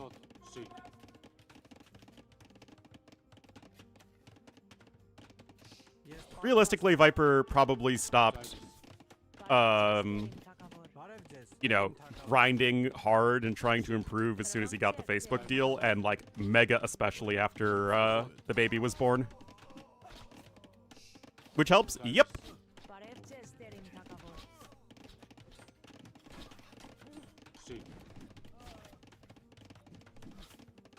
Facebook deal? Remember, Viper was on Facebook streaming for like 2 years? Remember that, guys? That was like a big thing. It's when Hera became super big because he was the biggest streamer left on Twitch. Mixer, I'm sure the Mixer deal was very good, but nowhere near as good as the Facebook deal.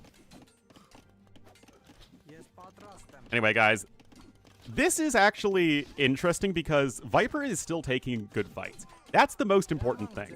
So, you know, we can say all we want about him, you know, not taking the fight sooner. The important thing is that you take the fights, like when the fights actually happen, you're taking good fights. Now, the thing is, everything's getting cleaned up eventually, and if he had, like, really tried to force this fight sooner, then it probably wouldn't have mattered. But moral of the story is Viper did at least got a couple of ill kills, and it's Debbie. Debbie. Sup, girl? Hope you're doing well. Now, here's the thing. Viper, Mr. Viper, has lots and lots of walls in.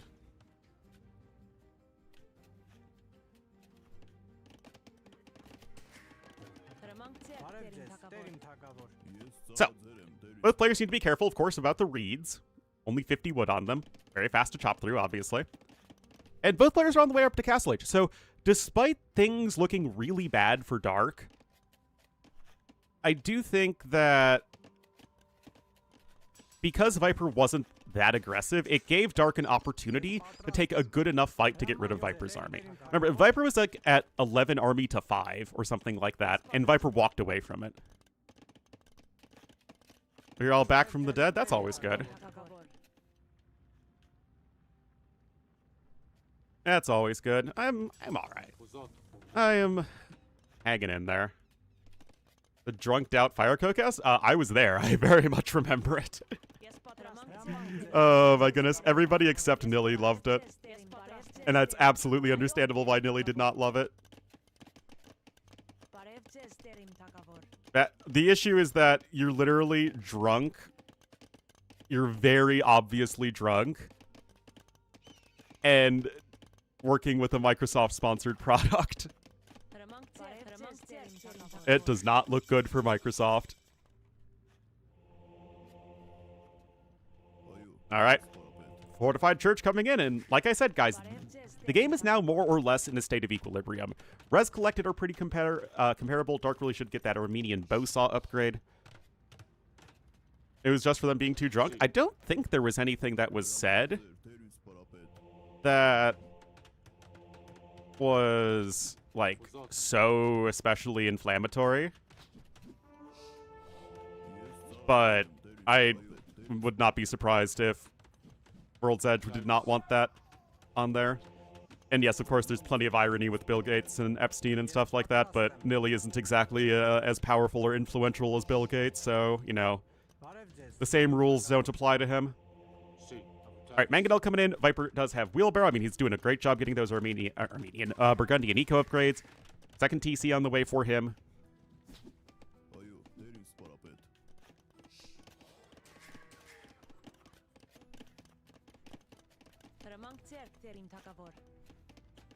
Care enough to improve the experience? Yeah, I mean, Facebook ultimately didn't offer anything that Twitch and YouTube didn't. Except exclusivity for some big streamers at the time. Like, it wasn't just Viper and T90. It was a bunch of very, very big streamers. Fast nipping? I think so. It's at least going to be for a castle drop. We'll see if he wants to fast imp behind it, but that's what it's looking like. Which could absolutely work here, by the way. How bad it was? I wasn't a big fan of it, but I also literally don't have a Facebook account. So if you don't have a Facebook account, it's kind of a pain to watch on Facebook.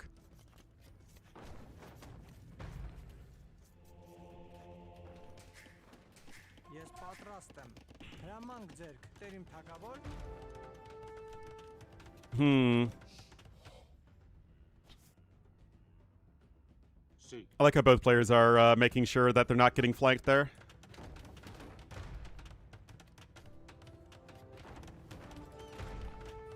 And it was. No, it's not T90's casting. That was bad. It was the interface. Having a terrible platform was a choice. I mean, it's the logic that it doesn't really matter what our product is or how good our product is so long as we have the big influencers there. I mean, it was sort of like some of the earlier days of influencer culture, right? The influencer culture really started becoming a huge thing in the 2020s.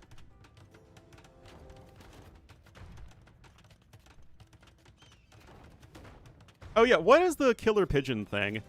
Like, I've had some people ask me about it, and I have, like, no idea what's going on with that. Alright, some light cav are here.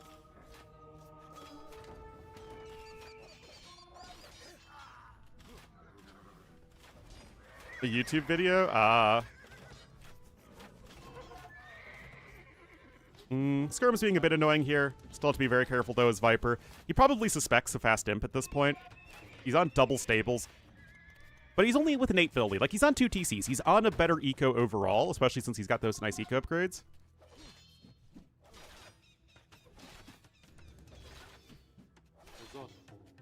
To apologize and quit AoE 4. Oh, jeez. I don't know about that one, Vipey.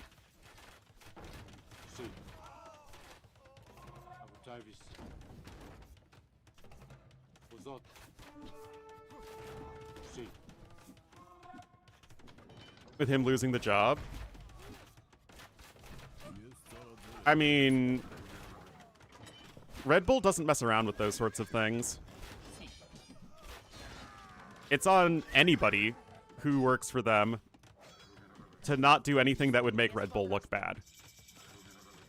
Like, Nilly, when he made his cutter joke, was at least working with Order of the Sheep, which was basically his own organization in the first place. Oh, that's not what you want. Oh, hold on. Ah, he chopped through as well anyway. Oh, boy. Now the tower rush is beginning. Things are going to get real awkward real fast.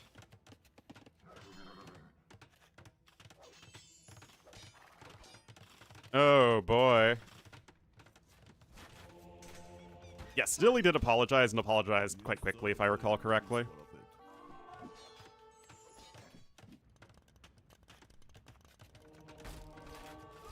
Yeah, Killer Pigeon is just an AoE 4 host caster dude.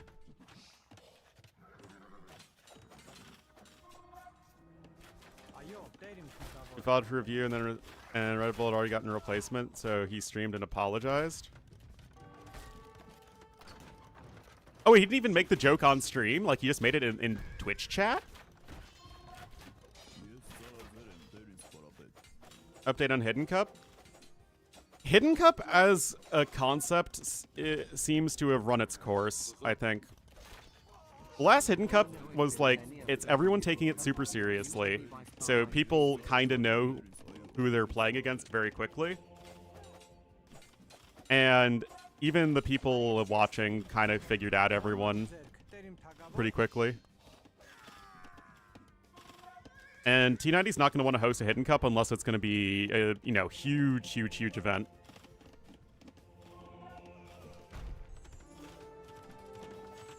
Made on the Twitch chat.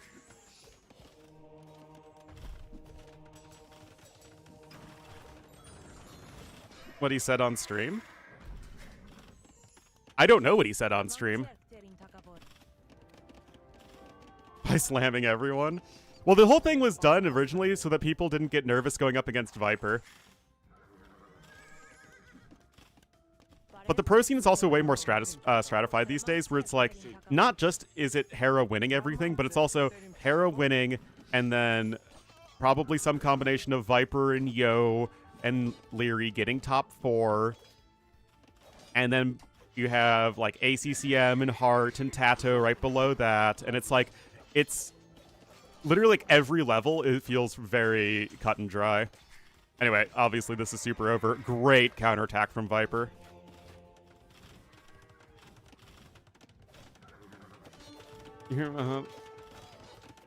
What?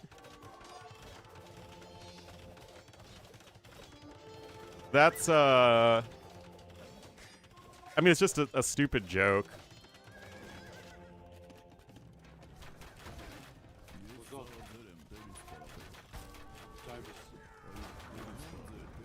I mean, that just seems like, okay, apologize, sorry, this wasn't the time to be making those sorts of jokes. Move on with life. I don't know who Asmongold is, though.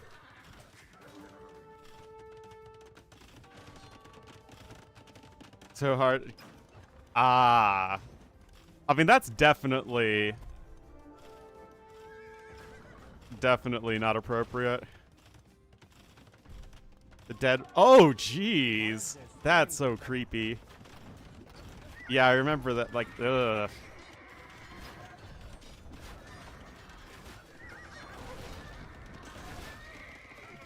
Don't know. I don't know anything about the online streaming community, man.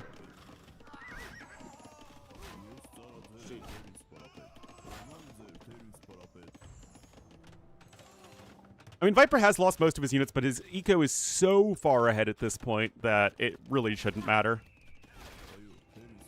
The Trebs going down is probably a backbreaker. Is Viper a huge fan? I think that checks out. Oh, by the way, Debbie, I was very disappointed in your partner. He went through the Mapuche, the new civilization, and didn't make a single joke about how melon sounds like the Elvish word for friend, melon. It's like, what kind of Lord of the Rings fan is he? It's the most obvious joke ever, especially it's a team-oriented civ. It's a civ that helps your friends. Oh my goodness. If anything, Viper should be getting canceled for that.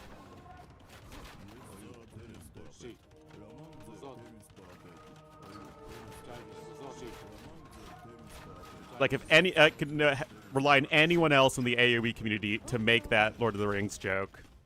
I thought it was Viper, man. I thought I could trust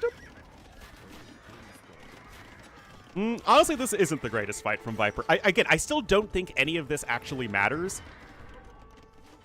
Because Viper's going to keep the castle repaired for quite some time. He's got stone income over here, so that's going to last a while. He's even grabbing mass Nori. Literally all of the Nori.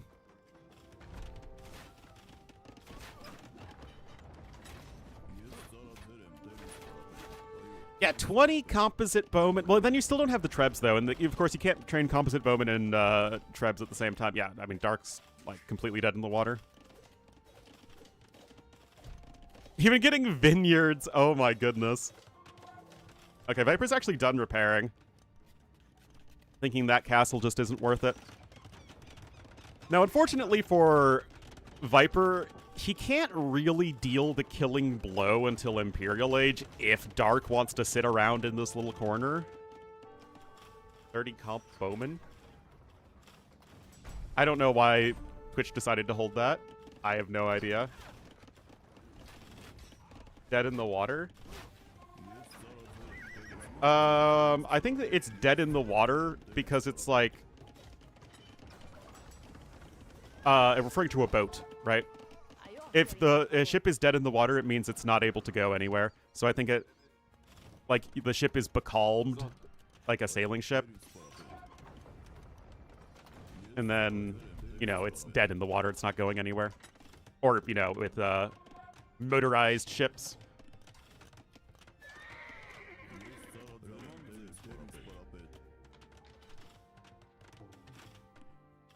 Yeah, exactly. All right, Viper's on his way up to Imp. Now, here's the thing. This is the Imp TC.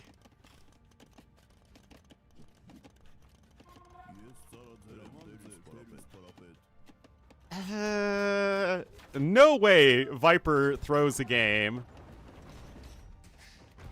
that he has over double the villagers, over double the population, right? I mean, it is the wrong TC, but with the high ground, it's going to switch over to this TC. Oh, Viper canceled him. Okay. He needs to build a TC, like, over here or something.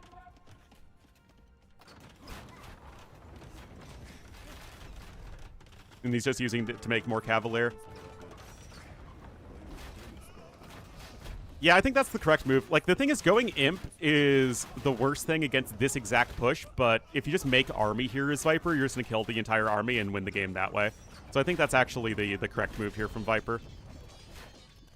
Just turn all those Imp resources into units. You kill all this stuff easily, exactly like this, and then, you know, again, Dark, dead in the water. Yeah, it doesn't need to be enough Cavalier there, so to say.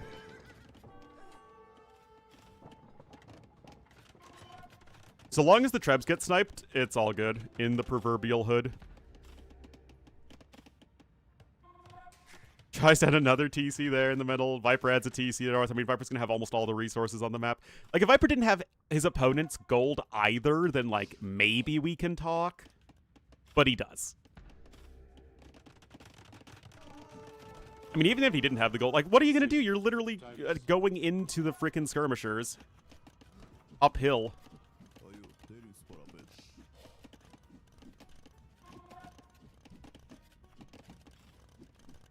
The laughing SFX? I don't think there are any laughing at SFX. I didn't put any SFX in.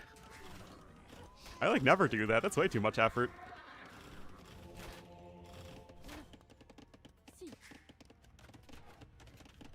Oh, I mean, this is annoying for Viper, don't get me wrong, especially because we saw what happened when Viper tried to click up to Imperial Age. Dark started pushing.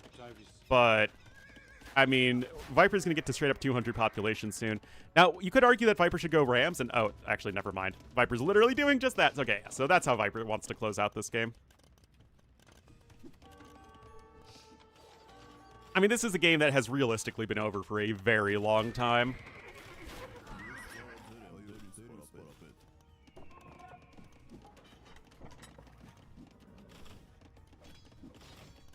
Can't really type. Ripperino. Anyway, 4 Rams is probably enough. You might wait for more, just to be safe.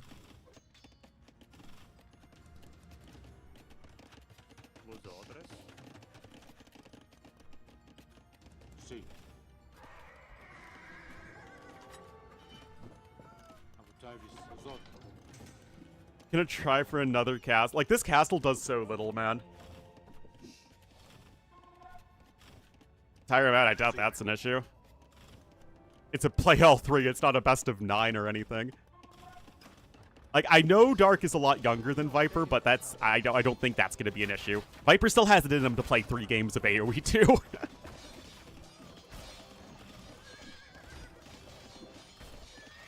Alright. This is it.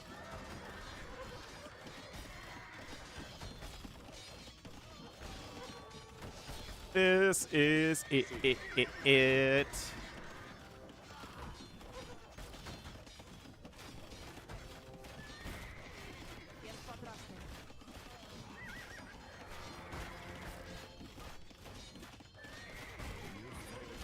Time ends now, young man. Oh, look, those trebs are also going down.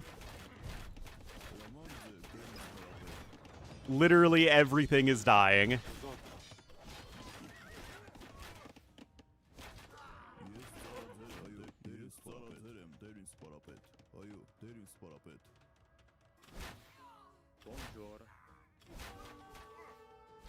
Is it 20 pop? Who freaking knows, man?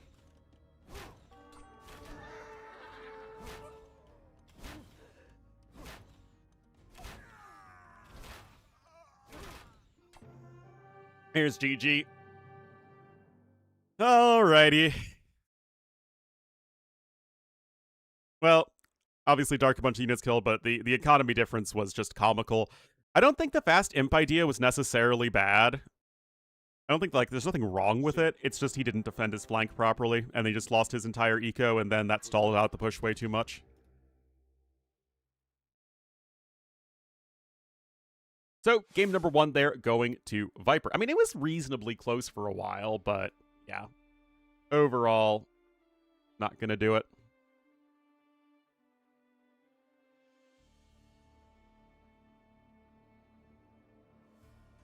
Right, that's Quarry going to Viper, and that is the Burgundians over the Armenians. So I guess that was the first pick versus last pick, but you only need 3 civs here anyway.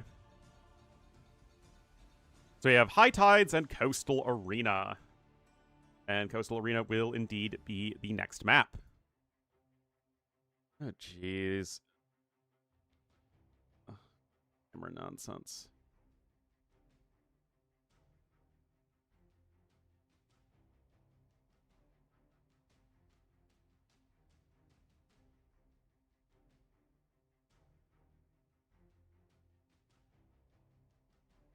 Dying before clicking up to feudal feels bad, man.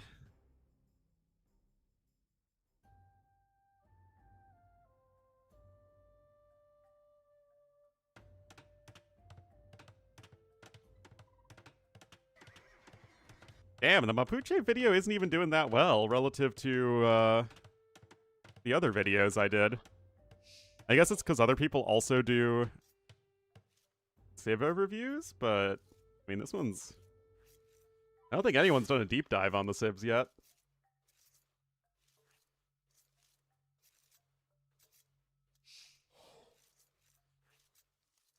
Rip. Well, we still have to finish it. Anyway, here we are, game number 2. Too long? But nay. Maybe, but the ones I did for the Three Kingdoms did very well, which is my confusion.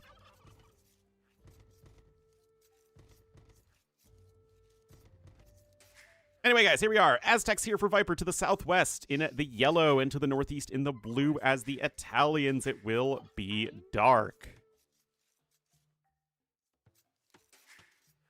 So, interesting. Viper going with the full Clown Civ route, and Dark going with the more hybrid Civ. You know, you can play them, they're good on closed maps and water maps, so Italia is obviously very good here as they can do both. They can do both. And each ear is jarring. I mean, that's only applying to what? 78 people?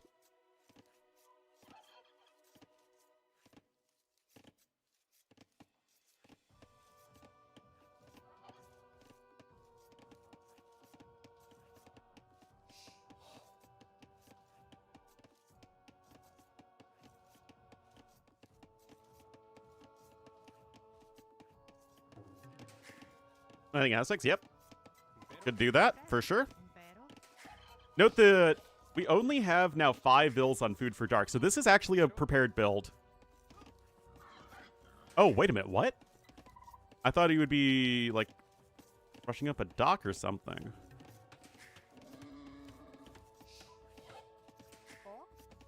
Alright, Viper, same deal. Also, nice prepared build, for sure.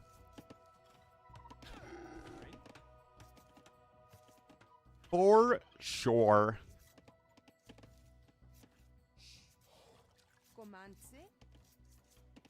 Viper only has his first boar in, though. Dark already has the second one. So you can see the dock is on the way. Dock is on the way. Pretty quick time. I don't think so.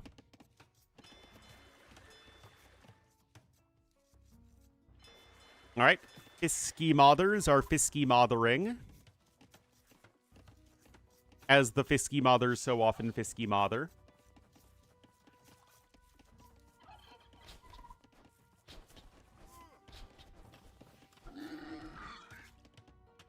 It is like their thing.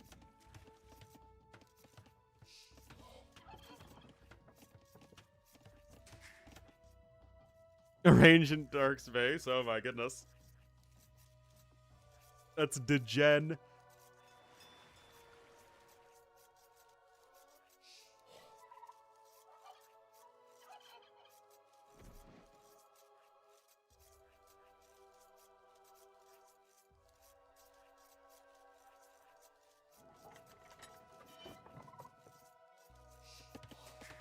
All right. So 2 fishing ships out versus 1. Again, nice little build here from both players. This is you can't necessarily get your boars this fast on like a regular like islands or something. So again, nice little adaptation to the map. You can get your basically they're both got their docks down 1 pop sooner. Dark has a bit of an easier time though affording the fishing ships, so that helps him out in that regard. Me decided by who wins water? Yeah, it usually is. Whether or not the map has fishing on it is usually the single most important factor to consider. Like, can you get a fishing eco when your opponent doesn't have a fishing eco? Like, that's usually the #1 most important factor on any map where that dynamic is possible.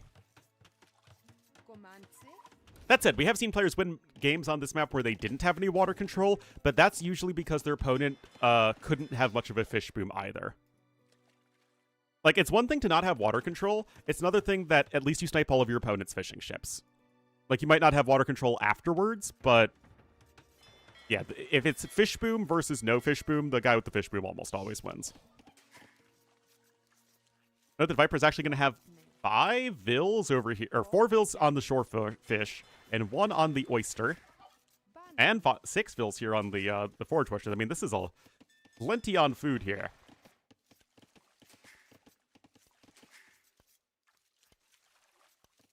Why is my pocket vibrating, guys? I'm so kind.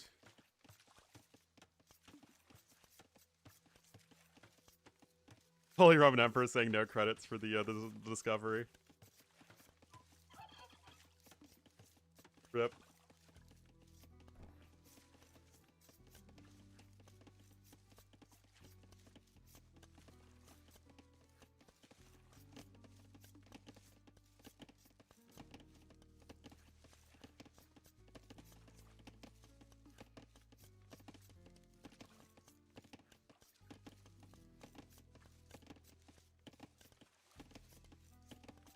All right, so But nay.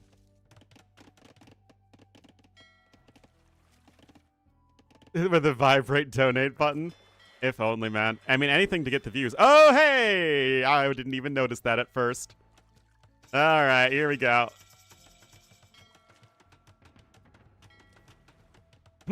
I wonder where Dark got this strategy from.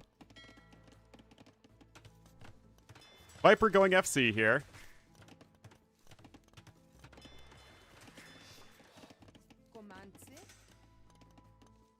Got 4 fishing ships.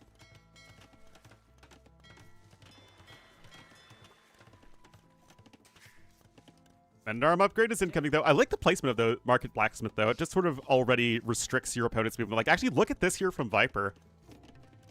This is very well done. If there is a landing, this is about as good as you could ask for in terms of, like, walling setup.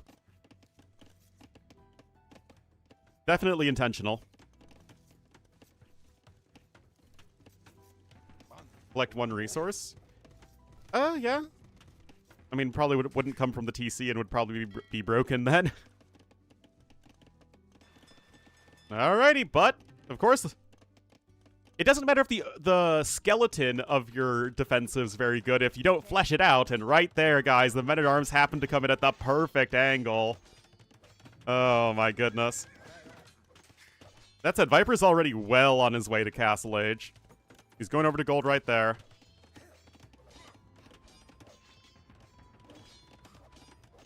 Some value, congratulations, Boom.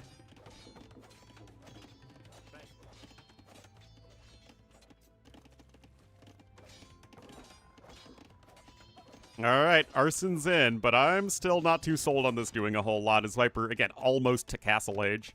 I feel like this would do better against somebody who's really trying to focus on water. Tower incoming, but Viper himself does have the stone necessary for his own tower. If he even needs it. I mean, those eagles are going to come in and maybe snipe the Vil.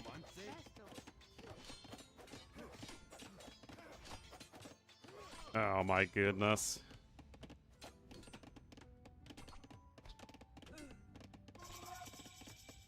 Yeah. Not too sold, guys. Monastery coming in.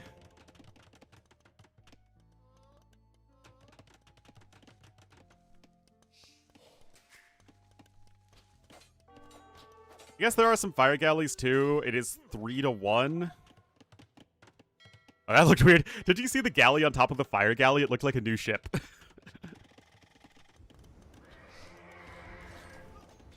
Looks like 1 Vil. Viper's actually lost a few Vils in total. But yeah, this does feel way too slow from Dark. Viper still has 4 fishing ships alive. I guess they are going to start to go down. I mean, that's the important thing, right? At the bare minimum, when you're doing this sort of thing, you need to kill your opponent's fishing eco.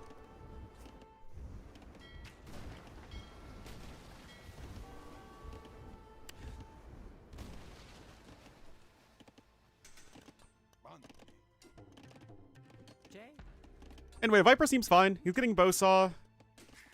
He's now has Loom safely. And I mean, okay, that's way too many monks queued up at 1 monastery right there. DBZ style fusion, exactly. Yeah, again, killing the fishing ships is a must, and now Dark himself probably needs a big fish boom behind it.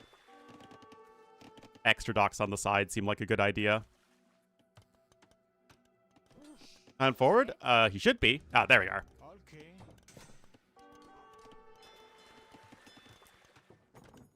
That is the most sensical thing to do. Trade transports? Yeah, Viper just goes and transports his opponent. Actually, what is the transport doing at home here? No idea. Anyway, more and more fishing ships are on the way here for Dark.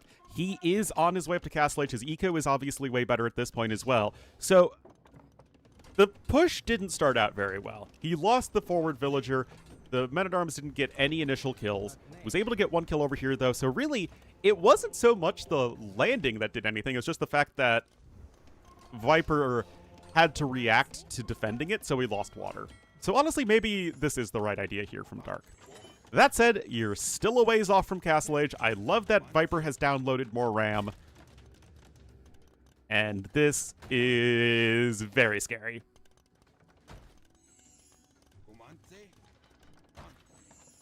Oh, that's cute.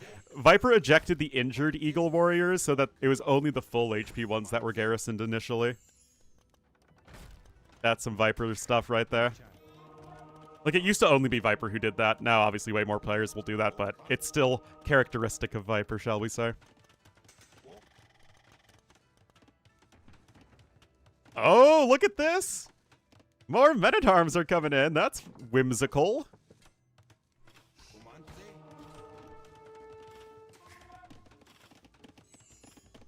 He still escaped with all of them. And remember, you have 14 fishing ships now as Dark. You should have the food income necessary here. Oh, well, I just know he feels under his TC. What are you doing? Okay, now you gotta send those guys back, but... Oh, jeez. Okay, yeah, you need longswordsmen yesterday, man. Yesterday. You can afford it, too. You just need to cancel some infantry units.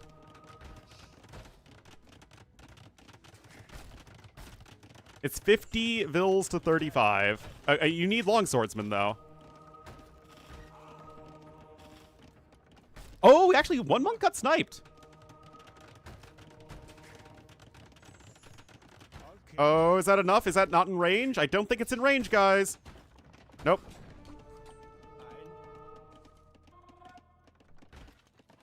I mean, it's only 1 monk, guys, so as soon as longswordsman comes in, you should be fine. Actually, just let the unit get converted right there before it gets upgraded. Alright, there you go.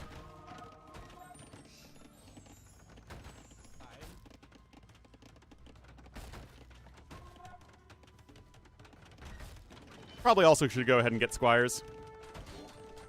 Oh, I love patrol stacking. It's my favorite thing in AoE too. Oh, I love patrol stacking so much. Well, longswordsmen are doing longswords things here, as they should. Viper, doesn't quite have the resources for that yet. Monk there gets sniped. Bills there going to be having a bad day. Rebuild the TC. Good move here from Dark, guys. Look at that. Everything gets mopped up there. Are we seeing longswordsmen win a game of AoE 2 in the year of our Lord 2026?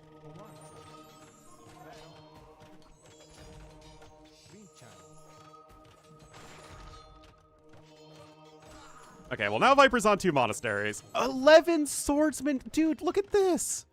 What the heck?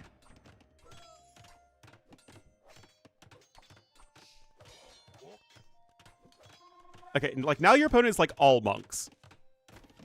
And you also have only 3 vills building that TC, which is a little concerning. And Viper sure sees it.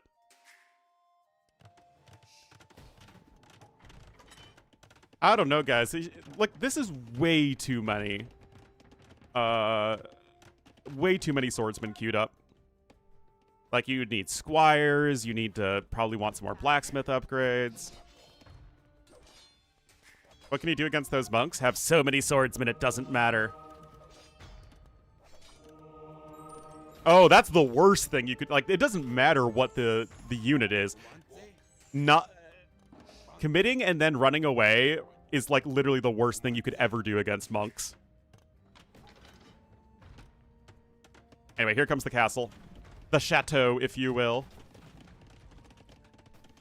Res destroyed is basically even.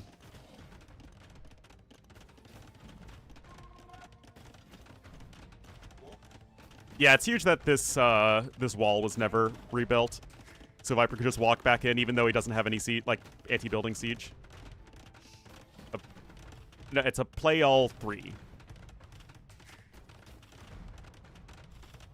Alright, gonna try and bleed out to the west over here.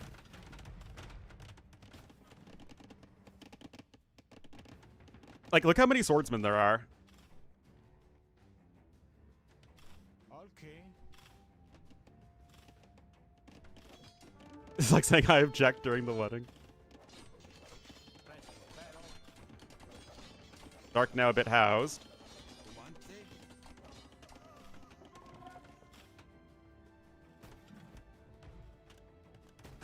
Boy.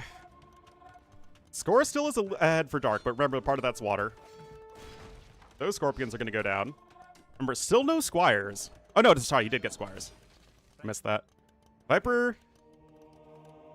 Do you really want to use all your conversions there? I know that looks really cool, but now doesn't this become a big problem? Although Viper now has a Vil lead because he's TC dropping over here! Wait a minute! There's so much happening! Yep. Uh-huh. I thought that was a weird decision from Viper. Yep, that is exactly correct from Dark. He never makes it big? That sounds about accurate.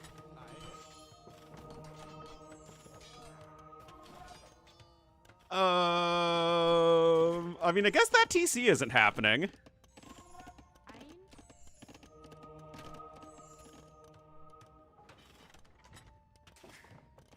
But yeah, I mean, Viper lost a lot of his monks there. That said, you obviously do not need many Jaguar warriors here to be successful against the swordsman. Like, this is almost certainly enough Jaguar warriors on the field already. Oh, it's a pretty wild map for sure. And I think the Vil did go down.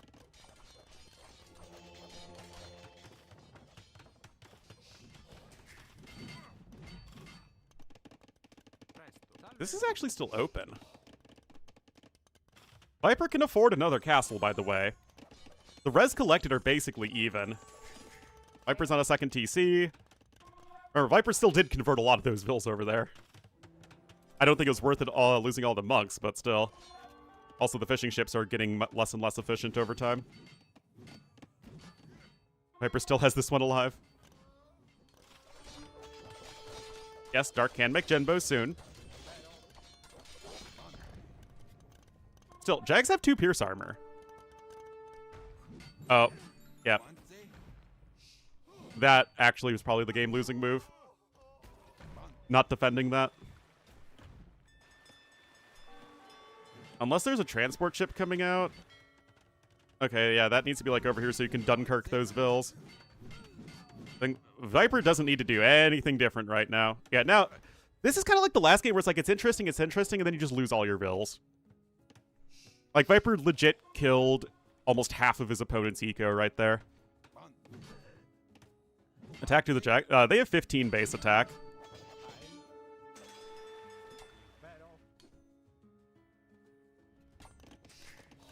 Yeah, I think Viper still easily clears this game now.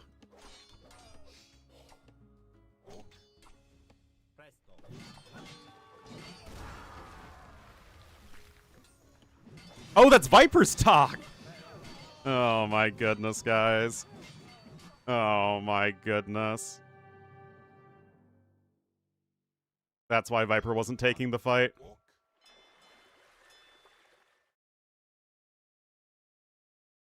I mean, Dark was in a good spot, but then he just fumbled too many things all at once. Oh, well, no, Dark definitely didn't win that. Dark still has yet to win a game here in Platinum League, guys. 18 conversions here for Viper on 19 monks. That's extremely efficient. But yeah, I mean, look at that. Look at that. Like, losing... He lost his entire eco and then lost his entire army. With Ethiopian allies? Oh yeah, that's going to be wild. Muisca Ethiopian flank combo in team games.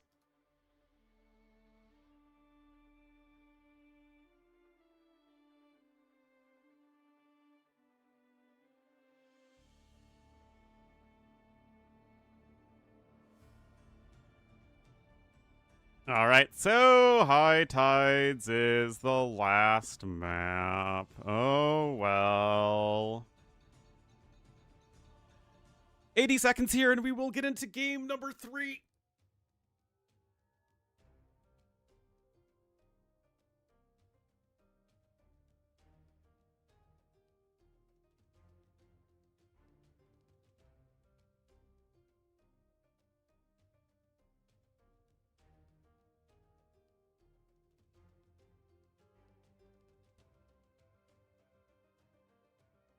I have the world's sleepiest dog behind me. Instead of watching High Tides.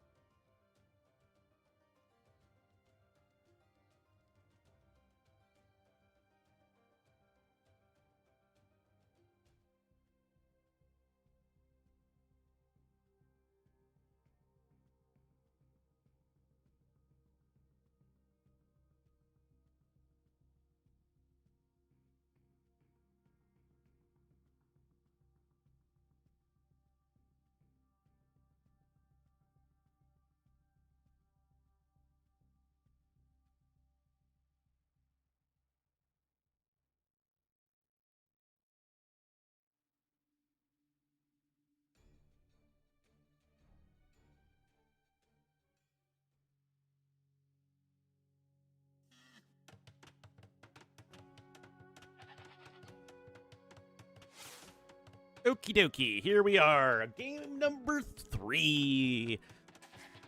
We'll feature Dark in the blue as Uncle C Tom and the Dravidians to the west, looking for his first win here in the tournament. Already getting that first win here is Viper in the yellow as the Georgians to the east. Back to the aggressive hybrid map land. And let's see what we have in store.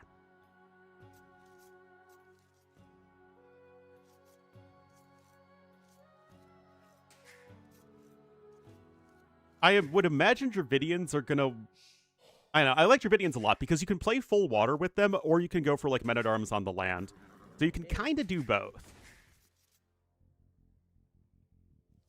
Georgians, you don't really have a ton going for you when it comes to the men-at-arm rush. At least not relative to another very fast civ, like Dravidians. Nor do you have, like, a ton going for you when it comes to the fire galleys. I mean, like, again, they're good, but at least for the early game, I do think that Dravidians are a bit better. Yeah, it's going to be Georgian CA and Light Cav, for sure.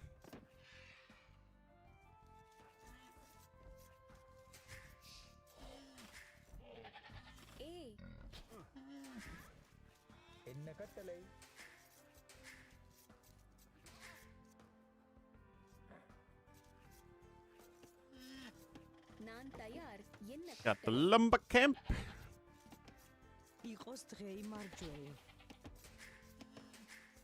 Get you arse.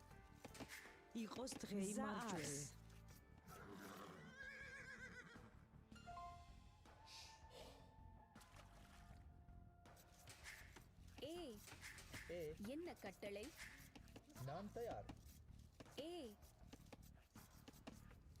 All right, so let's see here.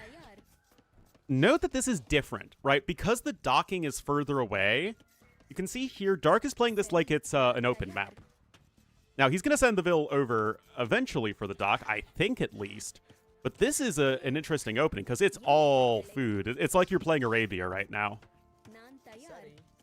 Only have 3 on wood, pushing in the zebras, whereas Viper is getting that early fishing ship out here as the Georgians, thanks to the saved resources on the mule cart. Do on this map better?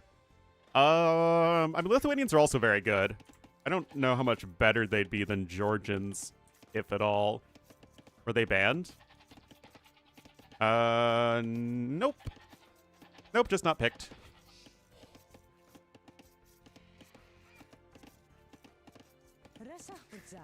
I think Georgians are still the stronger civ overall.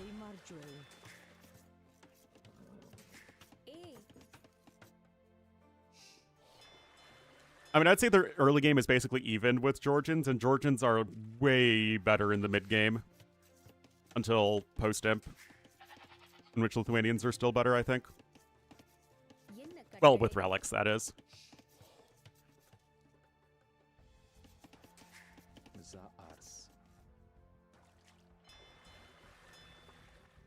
Well, 2 fishing ships out here. And that is a very early... Like, what is this build here from Dark? I'm quite curious. It's going to be a fast uptime, but I'm not too sure to what end.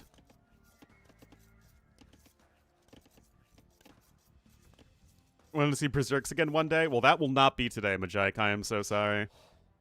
But, like, yeah, this isn't any faster for Dark, so I'm really confused as to how this is all that good.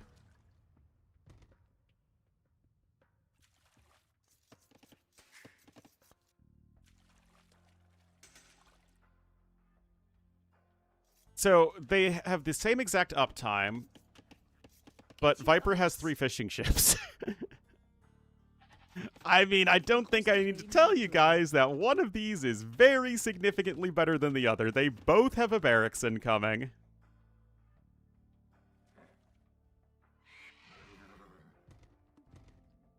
I guess he's also going to look to wall in his opponent. Maybe he thought Viper would be up slower, but no, this is just a... I mean, it's a good build, right? It's using the Georgian bonus. He got the dock down a bit faster and all that good stuff, but it's not super significant. Oh, no. Go up super fast? I mean, Dravidians can do exactly what Georgians did here.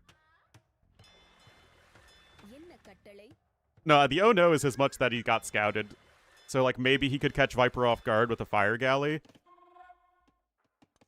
And he is going to be going for the swordsman here as well. Look, the Reds collected. Viper literally has more food collected than the guy who really tried to collect a bunch of food early on. I mean, Dravidians are still good. Well, Viper is immediately dropping an archery range and getting double bit axe, so clearly he knows what's going on.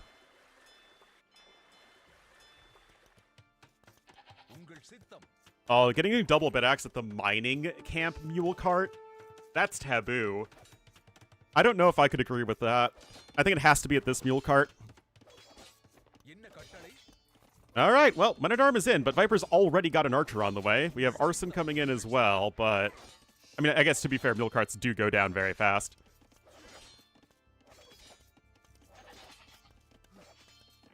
Okay, Viper not respecting that. I don't know if he's going to lose a Vil. He's still very close to the TC here. It is double dock now to 1. It's a play all 3. TTL is play all 3. The mule carts don't burn. No burning mule cart.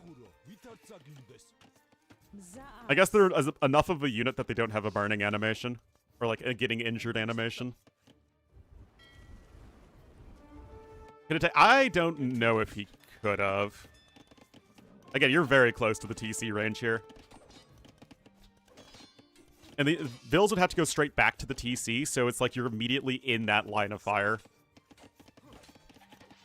Good micro here, honestly, from Dark.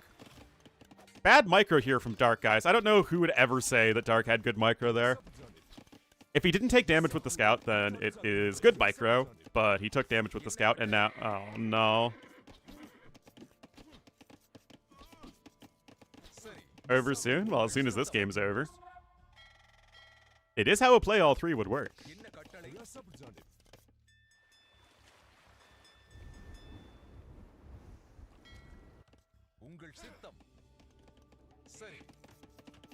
But how is it looking? Oh, I mean, it's... Only 3 units have died. I mean, it's honestly a great job here trying to pressure on the one. Look at this, guys, actually. Viper not really able to work with as many galleys as he needs to. It was 2 docks to 1, and although he wasn't fishing as quickly, guys. Has no DBA. Yeah, that's definitely an issue. Especially because your food income is very limited at this point.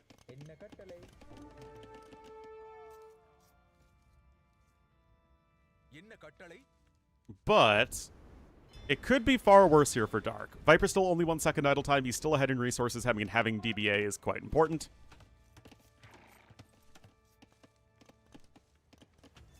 Wouldn't it be funny if, like, when you're building the mule cart, there was, like, a skeleton of a mule, and then, like, you were putting the flesh on the mule, and then when it's finished building it, the mule is fully formed?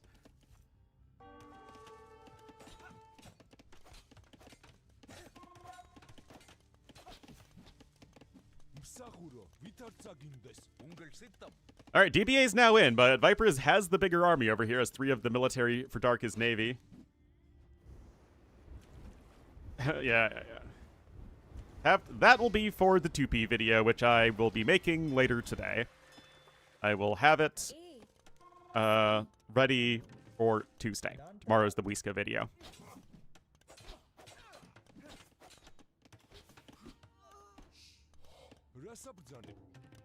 Well, Vildai's over there. Fletching is on its way for both players. You have those 4 fishing ships, but Viper is 1 actual villager ahead, and now it's kind of an awkward situation at home here for Dark. But this is far from a desperate situation for Blue, at least as of yet. Viper's overall resources are still better. Note that Viper also feels comfortable enough with his map control to send a couple vills down here to the south to take the extra hunt.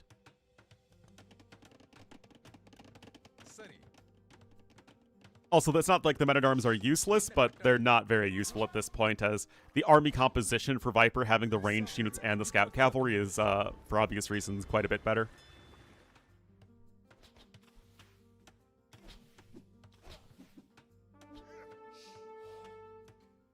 Necromancer heretics, what?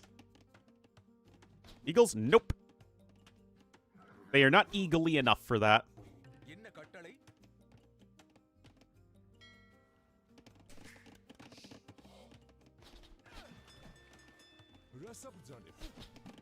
Oh. Big fight here, but Viper's army has the larger percentage of skirmers. The skirmers! Oh my gurgers! It's the skirmer unit! Still, more fishing ships are being added, but... again, Viper, with his greater skirmisher army, is going to be doing better. Viper also with more vills on food. Look at this. He's already on 10 farms. Dark is on 0. I know he's got 4 fishing ships, but you need farms. You need a balanced diet, guys. You can't just eat fish and berries. That's not healthy. You need some good carbs. You have the Slinger, which has anti-monk bonus damage now. I swear, I make all these deep dive breakdown videos, but no one watches them. High fructose corn syrup. Now that is the most important part of a healthy diet. All right, Viper's on his way up to Castle Age, guys. We'll look at the res collected. Viper ahead by almost, what is that, 800 food? Dark has more wood collected, but we know how little that matters.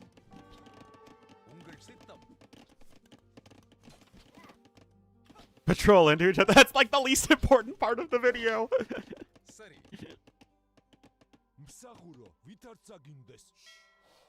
That's just there because I know people are like, okay, Ornlu, whose slingers beat all the other slingers? So it's like, all right, might as well do that.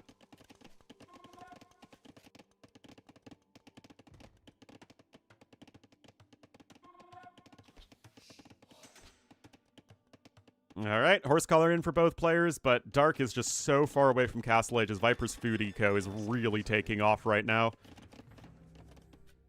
Wood bonus? Interestingly, it does not. I personally think it should include the Dravidians bonus.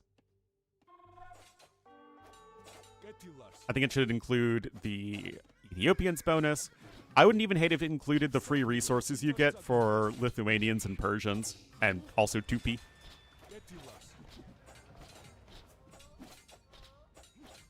Or even the negative resources, actually, for Chinese Mayans and Well, okay, not necessarily for Chinese money, because you get extra villagers, right? So I wouldn't hate if it was negative 100 resources, which is negative 50, minus 50 food and minus 50 wood, and then plus 150 food for the 3 vills.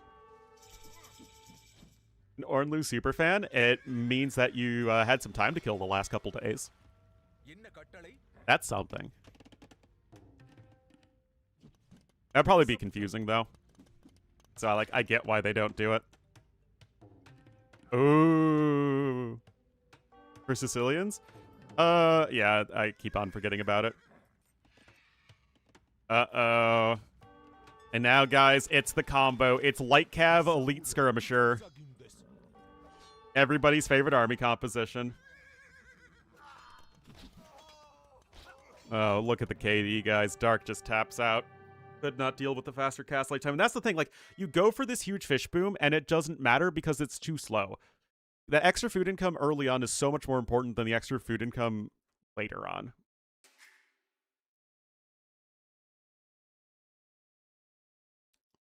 Well, Viper gets the 3-0. Dark still has yet to win a game in Platinum League. And honestly, guys, Platinum's kind of disappointing so far.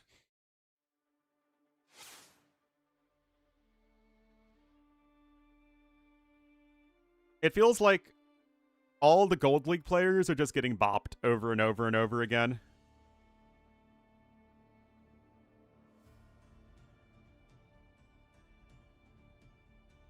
Yeah. Look, Gold League players haven't won a single game. Gold League players haven't won a single game. Lewis has won 1 game, Running has lost 6. Dark has lost 6 games. Mihai is technically a Gold League player, but I don't know. I feel like you could swap Mihai and Dark these days based off of, like, tournament performance. TTL? Yeah, last TTL was ages ago and in the AoE2 time frame.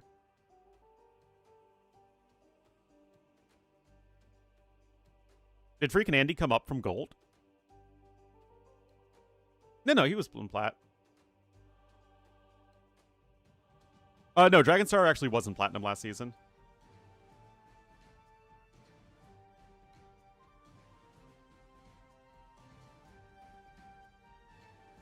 Good old Dr. Agonstar PhD. That's in Gold League. Like the plebby is.